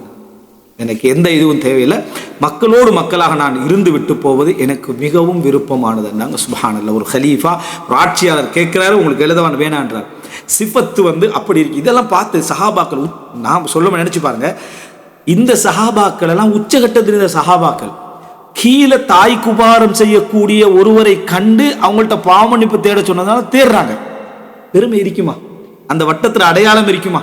ஆனால் நம்ம செய்த சாதாரண நல்லமல்களை வச்சுக்கொண்டு நம்ம அடைகிற உணர்வுகள் சாதாரணம் அல்ல. எனவே அன்புள்ள சகோதரர்களே, இதை நம்ம எடுத்து பார்த்தோம்டா இந்த அடிப்படையில் தாய் தந்தையுடைய இது நம்ம எவ்வளவு சொன்னாலும் அந்த உணர்வுகளை முழுமையாக நம்ம கொண்டு வர முடியாது. இதை நம்ம உள்வாங்கிட்டோம் என்று சொன்னால் தாயுடைய விஷயத்தில் நம்ம மேக்சிமம் எந்த அளவுக்கு நம்மளோட விளக்கங்களையும் நம்மளோட புரிதல்களையும் ஒரு பக்கம் வச்சுட்டு அவங்களுக்கு கீழால நம்ம நிற்போமோ, துல்லு தலீலாக, அதாவது தாழ்ந்த நிலையில நம்ம நிற்க முடியுமோ அந்த அளவுக்கு நிற்கணும். எல்லா இடத்துலையும் அதை கவனித்து நம்ம நடந்து கொள்ளணும். உடனே இஸ்திக்பார் செய்யணும். அதுதான் அல்லாஹ் தஆலா சொல்றேன், ரப்புக்கும் அலமு பிமா ஃபீ நுஃபூசிக்கும், உங்களோட உள்ளத்துல உள்ளதை அல்லாஹ் தஆலா அறிந்தவன். ஃபஇன்னஹு கான லில் அவ்வாபீன இன் தகூனு சாலிஹீன ஃபஇன்னஹு கான லில் அவ்வாபீன கஃபூரா, நீங்க சாலிஹீன்களாக இருந்தால் நீங்க பிழை விட்டு மீளுகிற நேரத்தில் அல்லாஹ் மன்னிக்க கூடியவனாக என்ன செய்கிறான் இருக்கிறான் என்று என்ன குர்ஆன் அல்லாஹ் தஆலா சொல்லி காட்டுகிறான். எனவே இதை நம்ம உணர்ந்து நம்ம தாய்க்கு உபகாரம் செய்யக்கூடியவர்களாக வர வேண்டும். இதுல அடுத்தவர்களை வழக்கில் கொண்டு இழுத்துடுறது, மனைவிமார்களை இழுத்துடுறது, அவங்க பிழையே செய்திருந்தாலும் அவங்களுக்கு தாயல்ல வேண்டும். விளங்கிட்டா? நீங்க மாமியாருக்கு ஒரு பிழையை செய்திருந்தாலும் உங்களுக்கு அவங்க தாயில்லை, மனைவி அப்படித்தான் அணுகணும். இவர்கள் உங்களுக்கு தாயில், அவர்கள் விடுற பிழைகளை ஏண்ட தாய் தெரியுமான்னு நீங்க அவங்களோட வழக்கு பேசுறதை விட உண்ட தாயை அந்த இடத்துக்கு கொண்டு வர லெவல்ல நீயே சூழலை வச்ச, ஏன் வழக்க வச்ச என்ற அளவுக்கு மேக்சிமம் நடந்து கொள்ள வேண்டும். அதுல சரியான முறையில் அவங்களும் அநியாயப்படாம அவங்களும் கெட்டவண்ட பெயர் எடுக்காம இவர்களையும் என்ன அந்த லெவலுக்கு கொண்டு வராத முறையில் நடந்து கொள்வதுதான் மிக சிறப்பானது என்பதை புரிந்து கொண்டு அல்லாஹ் ரப்புல் ஆலமீன் பெற்றோர்கள் விஷயத்தில் முழுமையான புரிதலை தந்து அவர்களோடு உபகாரம் செய்து நடக்கக்கூடிய மக்களாக ஆக்கியவர்கள் புரிவானாக. இன்ஷா அல்லாஹ் அடுத்ததாக தந்தையுடைய நிலையை நம்ம இன்ஷா அல்லாஹ் அவருடைய உணர்வுபூர்வமான இடங்கள் என்ன, எந்த இடத்துல நம்ம தந்தையை மறக்கிறோம், ஏன் மறக்கிறோம், எதற்காக மறக்கிறோம் என்ற பகுதியை நம்ம பார்த்து விட்டு இன்ஷா அல்லாஹ் அவர்களோட சட்டம் தொடர்பான விஷயங்களுக்குள்ள நம்ம வருவோம். ஹதா மா இந்தி வல் இல்மு இந்தல்லாஹு அகூலு கௌலி ஹாதா வ அஸ்தக்ஃபிருல்லாஹ் லி வ லக்கும்.